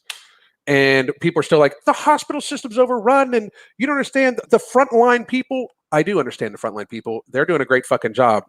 Let's make it a little easier for them and quarantine the sick and the elderly. Yeah. If you're quarantined, like really quarantined, the likelihood of you getting sick with this is much, much, much less. Not minimal. I'm going to say that, but it's much less than you going to Walmart and picking shit up. Quarantine your fucking self. If you really care about that frontline person, and you're susceptible to fucking, get really, really sick from this and be hospitalized, which again, 94% of the hospitalizations have come to people with one comorbidity. 88% have been with two. I mean, like if you have two comorbidities, your ass should stay locked up. You should. If I had two comorbidities, I'd be locked up. I can guarantee that shit. I'd be protecting myself. I wouldn't expect anybody else to, though. Yeah, I wouldn't expect anybody else to whatsoever. That's another thing too, that aside from systematic things and this kind of goes to a whole separate topic, but aside from systematic things that we need to clearly address, such as hospital infrastructure and stuff like that, a lot of this comes down to cultural and values. So for example, like we said, you can look at a place like South Korea, Japan, stuff like that. We can see a lot of those Asian cultures have more of a we not me type of culture. Mm-hmm. That's fine. But the problem is a lot of us, we're not about personal responsibility. Mm-mm. We don't want to take the time to do what we need to do to take care of ourselves. we want everyone else to do it for us. And in a way, that's part of what this shows and stuff like that. Like, you want everyone else to stay inside to protect you. And it's like, no, listen, if you don't want to go outside, and this was, we're not even talking about just high risk. Let's be real. A lot of people who aren't even high risk, but just want to look at the information and scared, want to stay inside, then you take responsibility for yourself and you stay inside. Exactly. You can do that. You can do that. Yeah. But to expect everybody else to do that when it's causing so much harm and detriment, and when our reasons for doing so, our justifiable reasons for doing so, are now gone. Yeah, they're gone. That's ridiculous. They're gone. Our justifiable reasoning are gone. Like, I don't even understand. Like, my thing is, like, well, we need to open back up bit by bit. That's not going to do anything. Okay, the bit by bit, I think, is for them to make sure that they can keep the people dying at a pace. Like, exactly. That's the thing. Like, exactly. Realize that, like, at no point in time, and this, I really mean this to you. If you're out there, please listen.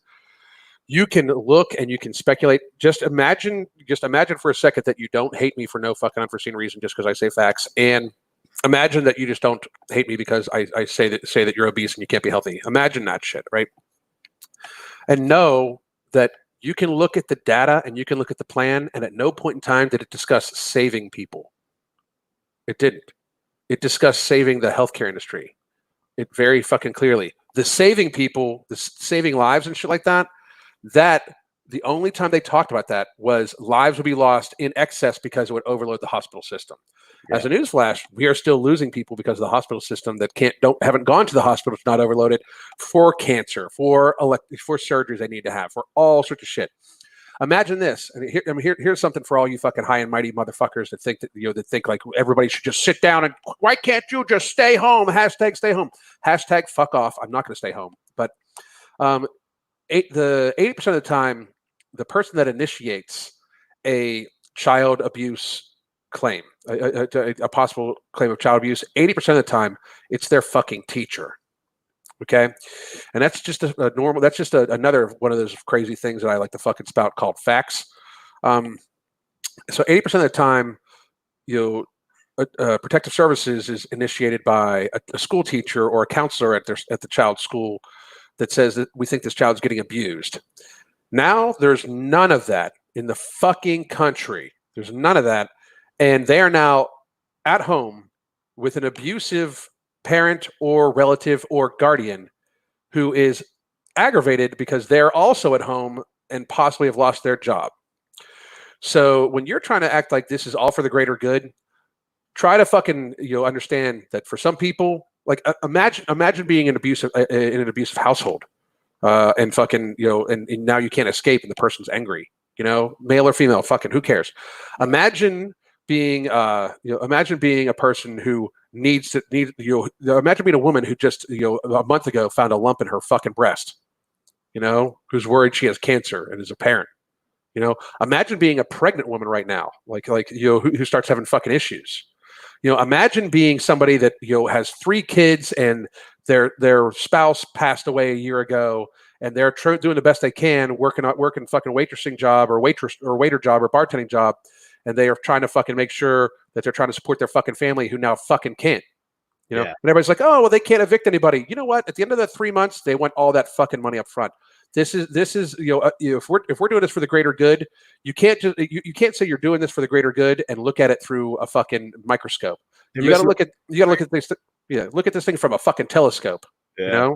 Yeah, and that's what's interesting, man. Like when I bring up a lot of the data and the stats, and I'm showing all this and that, and at no point dismissing those who are dying from COVID. No. I really had people say that to me, like, I don't know, man, I feel like you're missing the forest for the trees. I'm like, how?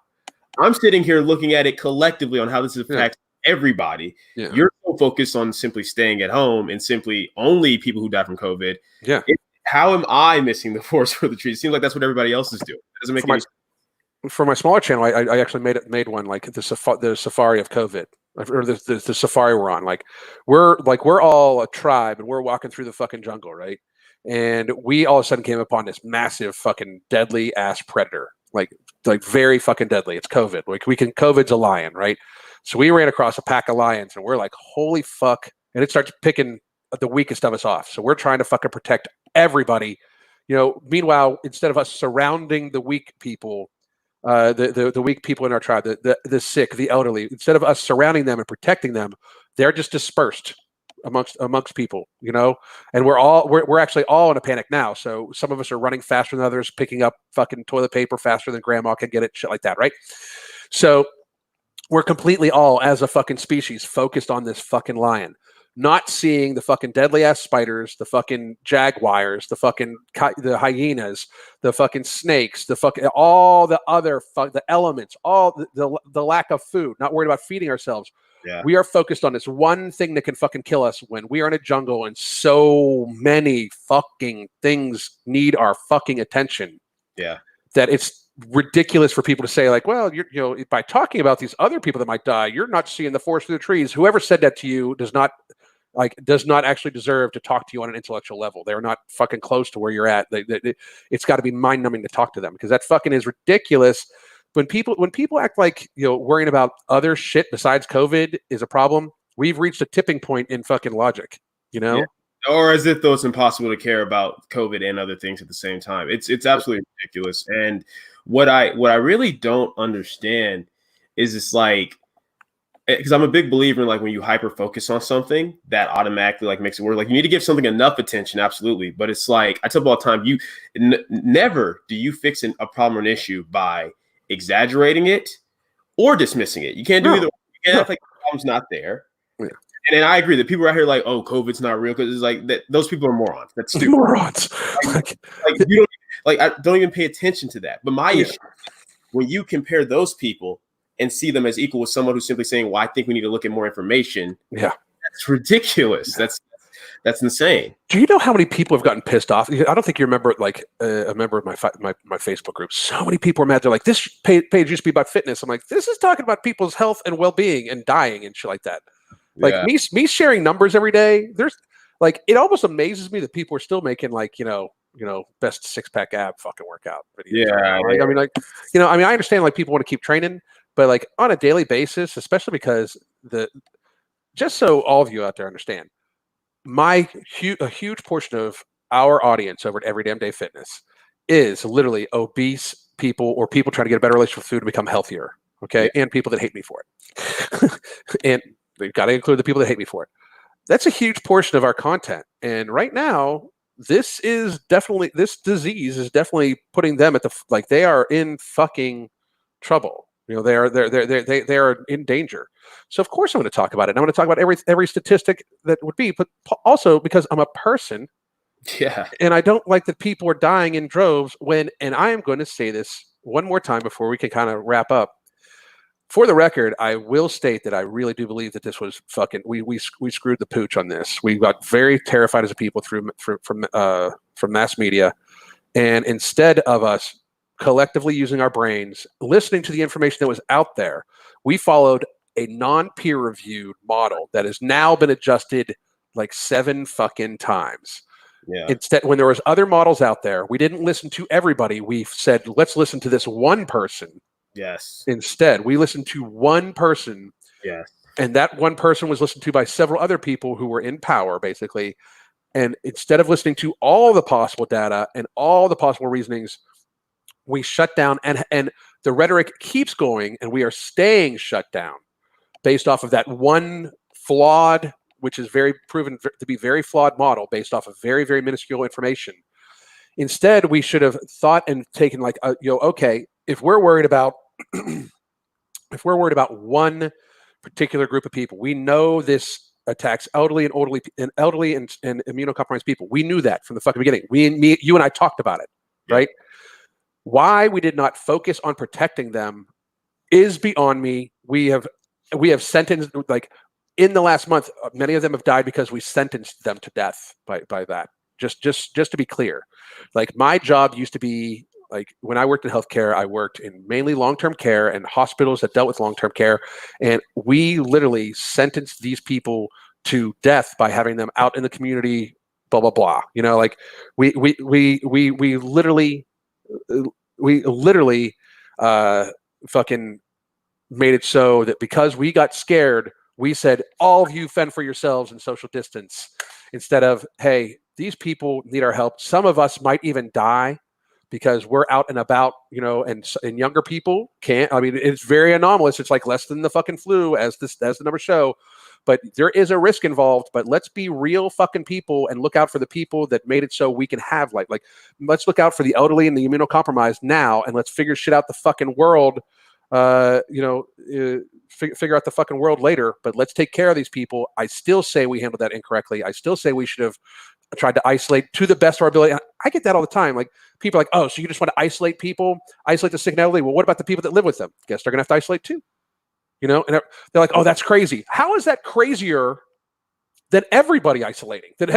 I don't understand that. Like, we're talking about, this is very clear on who it is. Even if it's 50% of the population, let's isolate those motherfuckers and have the other 50% out and about running the economy, trying to fucking help take care of them. That is what I've presented from the beginning. I stick by it. All you motherfuckers that were fucking screaming and yelling at me saying I didn't know what the fuck I was talking about, scoreboard motherfuckers, like the fucking facts came, it's logic, We allowed these people to die, and we're still doing it. Social distancing is not saving them. It is just getting them to die slower. Period. So that we're not trying to save grandma, but I really just think that, like, we should take this as a learning moment in history and say, okay, instead of jumping to a conclusion, let's stop, let's think, let's do what we can do to focus, because that we are completely unfocused. If we would have focused on protecting certain people, we would have fucking helped out these people, Yeah. And I just find it kind of gross. The thing is, like I said, the argument justification for it is always, well, we didn't know enough, so we just did what we thought was best. We took the decision. But it's like, the thing is, we still acted based upon one piece of data when there were several epidemiologists going against it at the time. We were suggesting, well, no, we think we should do this instead or that instead. And we just chose to ignore that. Yeah, and world-renowned, world-renowned people. Yeah, and granted, you still need more information, still more data. I'm fine with checking that out. And I understand when it's like, oh, we need to take the most extreme course of action because we think this is like just really, really bad. But even based upon what was going on right there and then, we knew the mortality, like we knew that this wasn't killing the vast majority of people, and the people it was killing, we knew what type of conditions need to be there. So, and that's the thing, like we talked about this too. We said that we're probably going to start to see more and more data information coming out later that shows that not only do we need to transition out of the shutdown, but the shutdown also may have been the wrong move as far as the collective. Maybe they should have done it by area. That's fine. But that as a collective, New York City should have actually been shut the fuck down. Yeah. Like New York City, like New York City. Yeah. New York City still, it was never, New York City was at a less stage of shutdown than any other fucking place I've seen. They have the most cases. As long as I could have still flown in to New York City to JFK the entire time. I could have bought a same day flight and have flown in to New York City and flown out. Just so everybody's wondering, and flown out. And their subway system is still running. Like, it is a tube underground with poor ventilation. Once again, when you have your leaders telling you, oh yeah, go out, go to the parade, go do this, go do that, basically ignoring the threat that was going on at the time. I mean, you know what I mean? It's so fucking dumb. There should be a call, like, if you're immunocompromised or elderly, don't leave your fucking house. Yeah. Sanitize everything that comes to your fucking door. Call this. We're setting up hotlines for you to call if you need help and assistance. We will help and assist you. Do not but do not expose yourself to other people if you're immunocompromised and elderly. But if you're young and healthy, what the fuck, man? Like, it's time for you to report to work to help take care of these fucking people. You know, like, I mean, that's the thing. Like, we should have been like, okay, we can't, like, these people need our help. Everybody gets to work double time right now. If we're gonna fucking throw money at something, how about we could have thrown money into the fucking hands of people. If we want a stimulus thing, we could have stimulated, a ton of fucking jobs to help take care of fucking the immunocompromised and the elderly people. But instead, we're still gonna have foreign aid in the form of $50 billion, and we're gonna fucking bail out airlines. How about creating some fucking jobs that will help take care of the immunocompromised and elderly so they don't need to fucking leave? I find it so ass backwards. It's crazy, but I still hold true to, I don't understand several fucking things. One is why we didn't, actually fucking isolate these people. One, why we didn't even try to keep the economy running, because that was fucking moronic. And the biggest one, I swear, it's almost like it was like, it's almost like it was like meant to be a biological dispersion agent. Like the college kids all going home to me is just, we literally told everybody, hey, all these people travel across country from where you were at right now, the safety of there, away from all your elderly relatives and everything like that. Go home to them and then stay in the same house with them to guarantee that they get whatever the fuck you have. It conflicts if the whole point of like shutting down and isolating is like, hey, don't go anywhere, stay where you are so you stop the spread. That doesn't really make sense by telling everybody, hey, go from your dorm, go across the country, go be everybody else. That definitely didn't make a whole lot of sense. Yeah. After you college kids have been crawling all over each other for a couple months, like fucking like go home. It's stupid. Yeah. Like that was the first thing I thought of. Like, I mean, the first thing I thought of was like, they were like, well, they sent in college kids. I was like, why the fuck would we do that? Yeah. I mean, like that's fucking crazy. Like I just don't fucking get it. But I mean, there's a lot I don't get. You got people who came from spring break and instead of going back to their dorm around other young people, oh no, go home with your parents or your grandparents. All right. And I bet you if there was a poll run about grandparents seeing their young kids, because all the schools closed, so even like the young children, people, I bet you there was a lot of grandparents who became babysitters really fucking quick too. Now, like, which is fucking craziness on its own. Yeah. I'm hoping that like we as a society start gaining because the fallout from this is going to be seen for years to come. Absolutely. There's things I hope that happen and things I don't hope that happen. And then I'm gonna say mine, and I'll transfer over to you, and then we'll kind of wrap it up. The things I hope that happen, I hope that we actually take a very, very realistic approach to evidence and how things are done. I hope we start holding the media and our politicians much, much more accountable. For those that are trying to paint me as a Trump guy or a Democrat or whoever you want to paint me as, I think all politicians lie. I think they're all bullshit. I think I stand for term limits in Congress, and I stand for like the average American should be able to be elected to Congress versus a millionaire. Like that's I truly believe that. I don't consider myself libertarian or Democrat or Republican. I consider myself a common sense citizen, and I think we need more people like that. And I was always raised to like look at people for who they are, not what they look like and what they do and stuff like that. And I just think I hope that we get to a stage where we're like that, where we listen to more evidence and we think things through and we're not so reactionary. I hope we realize that the media for the most part is completely like it's one step away from made up. It's one step away from completely made up most of the fucking times. What I'm hoping doesn't happen is I'm hoping that this doesn't start the vilification of people that do have immunocompromisations and are elderly, because very, very realistically, it is going to come very much to pass. And I do talk about it in my video today that if anybody thinks for any fucking second, and the video isn't out yet for those of you looking, but for anybody thinks for any fucking second that our leaders did not sit back and go like, okay, hey, we're really, really, really have a lot of obesity and a lot of people that are sick in this country, and that's why we need to do this. That's going to come very clearly to pass. That's a true statement. Like we looked at the demographic of our country and decided, in a rash way, made a decision to lock everything down and shut the economy down because we were worried about 40% of the population being obese and having hypertension and all sorts of shit. So it's going to be very easy once the economic fallout comes happening, when people can't feed their kids as what they used to, when their lifestyle has to change.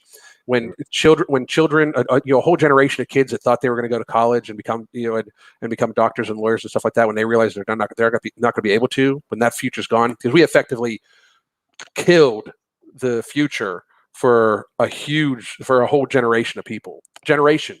We killed that future just now. So it just needs, people are going to be asking for decades to come. Was it worth it? And that could set up for the very easy vilification of people that have had poor lifestyles, that might have addictions, when in fact I truly hope that that's one of my worries, that doesn't happen, because I think we need to start, one of the things I do hope happens to counter that is that we start viewing addiction and mental illness and even food addiction and stuff like that, we start viewing it as an illness, as what it is, and these people need help, and we, instead of vilifying them and kind of like making it seem like they're lower in society, we actually reach our hand out and we try to help them as much as possible. I'm hoping that happens. I truly hope that we take this as a fucking sign that looks are one thing, but your health is very important. Health is a societal issue. I've always said that it's a societal issue, even if it's just shared healthcare costs. It's a societal issue, but I really hope we can get there. Like, I mean, so I hope we can, out of this immense tragedy in our society, I really hope that we can find a way to find some positive things to move forward with, like learn positive lessons, because there's no positivity that can come from this much death, Yeah. But it's the same thing. Like, we have, how many, like 1 million some people die of smoking still every year and worldwide, and like, but yet people still smoke. Yeah. I'm hoping we're able to learn our lessons a little easier, and I'm hoping it doesn't go the other way where people start vilifying those that are maybe not as healthy, because that's a real worry. That's actually a real worry of mine, Yeah, no, I understand. I'm kind of like along the same thoughts. My thing is, one, like I said, above all, I hope that people really do take the time to try to take care of their health. Another thing is, I hope this wakes people up to, one, at this point, I don't even know why it even needs to be said. No, you don't just go with the mainstream media. Do your research, take the time to look at something. And if you don't feel like doing that, that's fine. But then don't be so loud about your opinion. Don't demonize it. That's another thing I hope that we've learned from this. It's okay to debate and discuss and disagree. It's okay, but you don't have to demonize one another to do it. Even now, even with all this data that's coming out showing that everything we said weeks ago, I have not gone out of my way to go to anybody who disagreed with me or anybody who said I was wrong and be like, hey, you're a moron, you're wrong. I haven't taken, because there's no point. This is about what's best for everyone. It's about health. It's about safety. The only thing I've done about that is, like, can't we just decide that we picked the wrong path and let's adjust? Yes, that's the thing I was gonna say. I hope this shows people that, hey, it's okay to be wrong. Like, that's how you learn. That's how you grow. Granted, sometimes the cost is greater, but I don't think either of us would be where we're at today if we never took the time to acknowledge when we were wrong, to take the time to acknowledge that, hey, I have to learn more. I need to get better at this, get better. Like, it's okay to be wrong. And I think that's another thing too. I think a lot of people, the reason they want to reject this is because in their mind, if they had to accept the fact that they were wrong, that they supported the wrong thing, and a lot of people suffer for it, it's like they guilt trip themselves. And it's like, listen, collectively as a society, that's a decision that was made, whether you agree with it or not. Don't get yourself up unnecessarily, but learn from it, be better, do better. And then also, I hope people have learned that it doesn't matter if this isn't your field or this or that, that if you want to speak on something, you need to take the time to look at it. And also, I hope people have realized that you cannot always wait till something impacts you directly to start caring about it. When you see something impacting your fellow man, then you need to care about that. You need to look at it. And I also hope it's helped people to learn to be bold, because I feel like a lot of people have been scared to say what they really think about this, or have been scared to like talk on this the way you and I have, because almost like they're afraid of being demonized. But it's like, at the end of the day, man, right is right, wrong is wrong. And speaking truth and seeking truth matters far more than popularity, matters far more than your whatever, bias you have, your cognitive dissonance, whatever it is.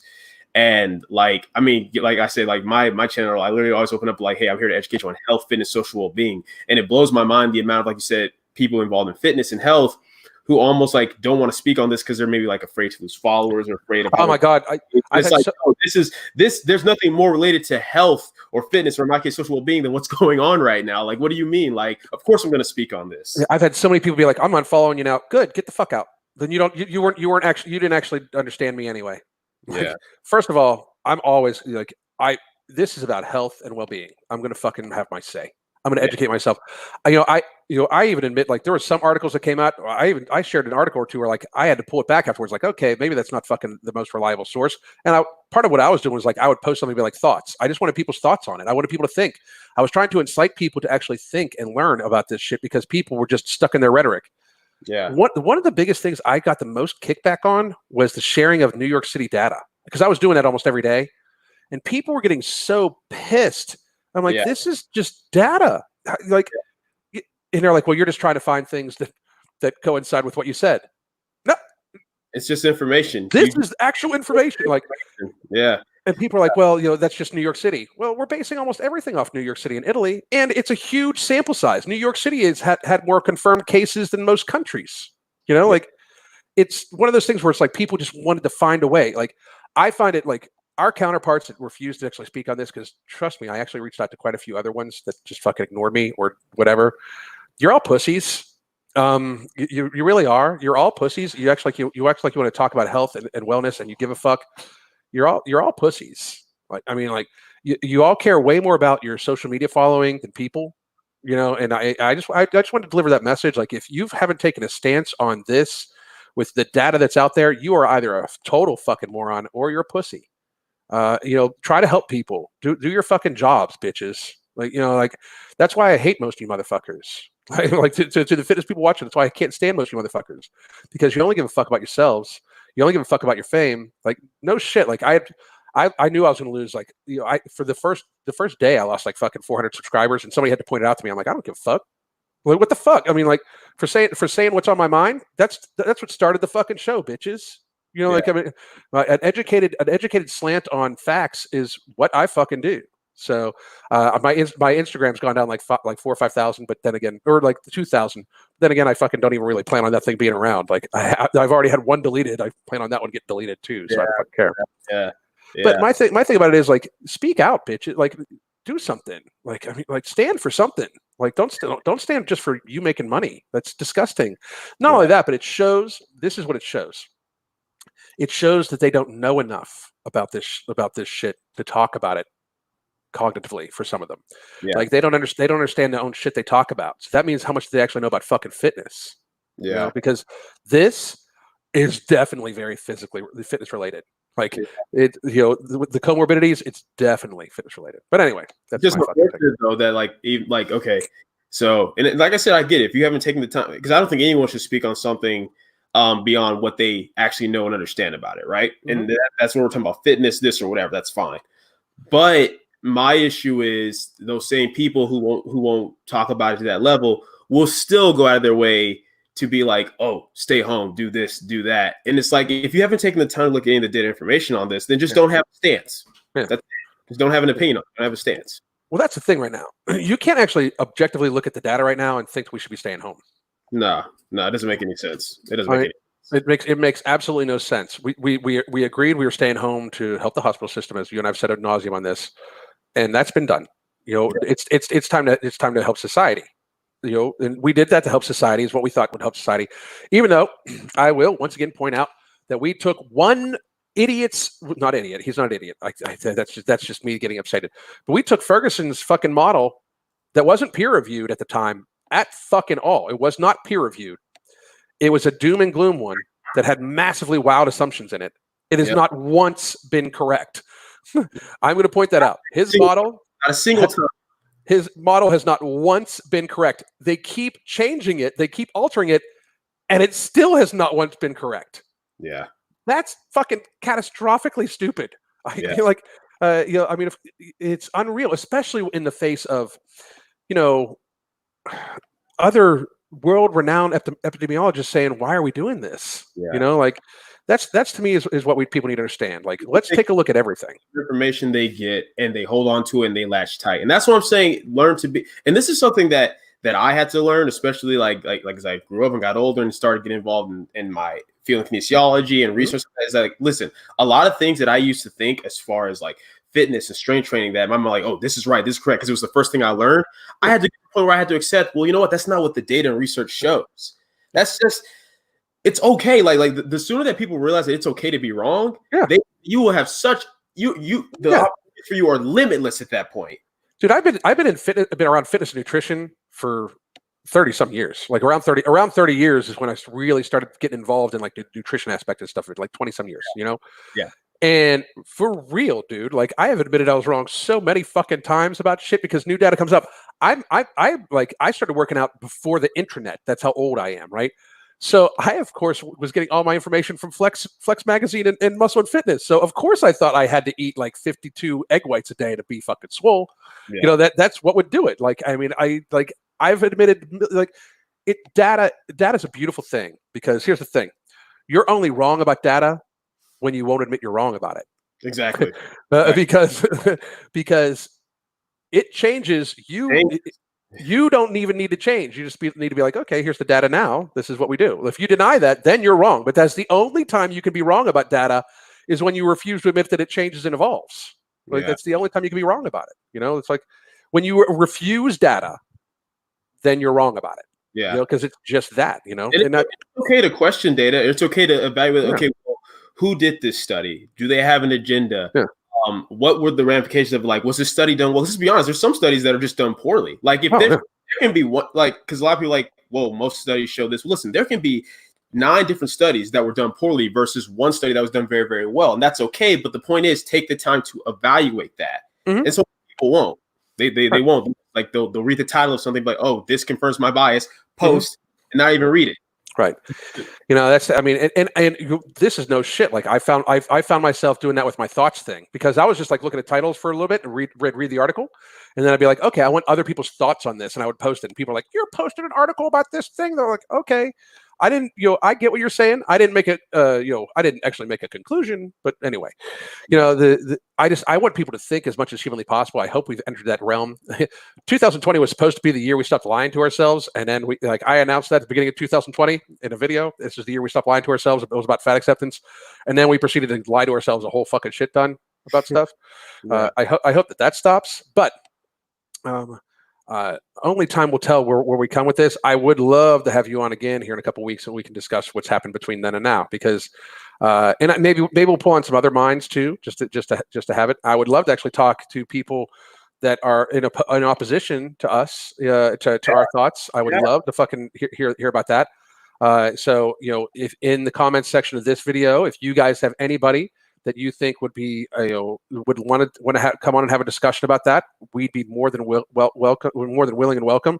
I actually like doing stuff like that because, and I will be the first to admit that I have had several conversations with people like that where I have changed my bit of thought a little bit. Like I had a mutual ground discussion with a doctor from Britain, and he actually did, like, there was a few things I took away from that, like, no, maybe that I should change my maybe I should change my thought processes. And I was very much against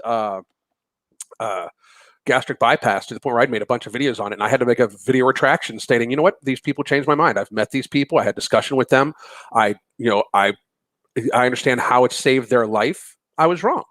And I mean, I think that's an important thing. So I'm hoping that we can find some people that want to talk to us. Yeah. But man, I just got to tell you, it's always a pleasure. Like when this shit siphons down, like I want to have you on a much more regular basis, because very clearly, I think that you have an outlook on both training and fitness and everything like that.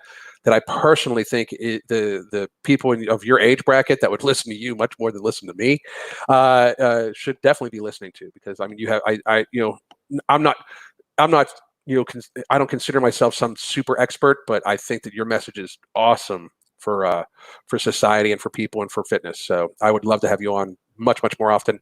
But I do want, where can everybody find you? And please do, if you're still watching, please do, if you have not already, go subscribe to him on all his social media, because you do a great job of having different avenues. Like you use your social media much better than I do, I think, where some stuff is very like your Instagram content is very avenue driven towards that Instagram audience, and your YouTube is presented really well for YouTube too. So please tell anywhere they can find you. Yeah, so you guys can find me on YouTube, the Swolefessor, just one word, the Swolefessor. You can find me on Instagram at the Swolefessor as well. And my Instagram is very much like, I like to engage, like talk about different things like fitness, health, social well-being, modern topics, something like that. I show my own training on there. And then my YouTube is very much just, about health, fitness, social well-being, very informative. Yep. I'm showing my own training. I try to make it as informative as I can. And my YouTube is basically like, the purpose of it is I want people to watch this and directly apply it to themselves. Like pay me anything. It's just free, high quality information. Yeah, dude. If you're interested in coaching or training, then you can shoot me an email at theswolefessor@gmail.com. Yeah, if you're looking to get stronger and like maintain a healthy balance while still training, dude, your content is very is high quality. So I don't do that kind of coaching. And even if I did, if you are looking, like, not everybody reacts well to me as a coach, but if you are looking for that, I would definitely suggest the Swolefessor is an online coach, does a great fucking job, and I've seen nothing but like positive results from all the people that you've coached that come onto your fucking channel too. So, man, what's the channel name? Swolefessor. Yeah. Yeah. So, please do accept my gratitude for coming on. I appreciate it greatly, man. So, appreciate having me on, man. And everybody out there, thank you very much for tuning in. I will talk to everybody soon.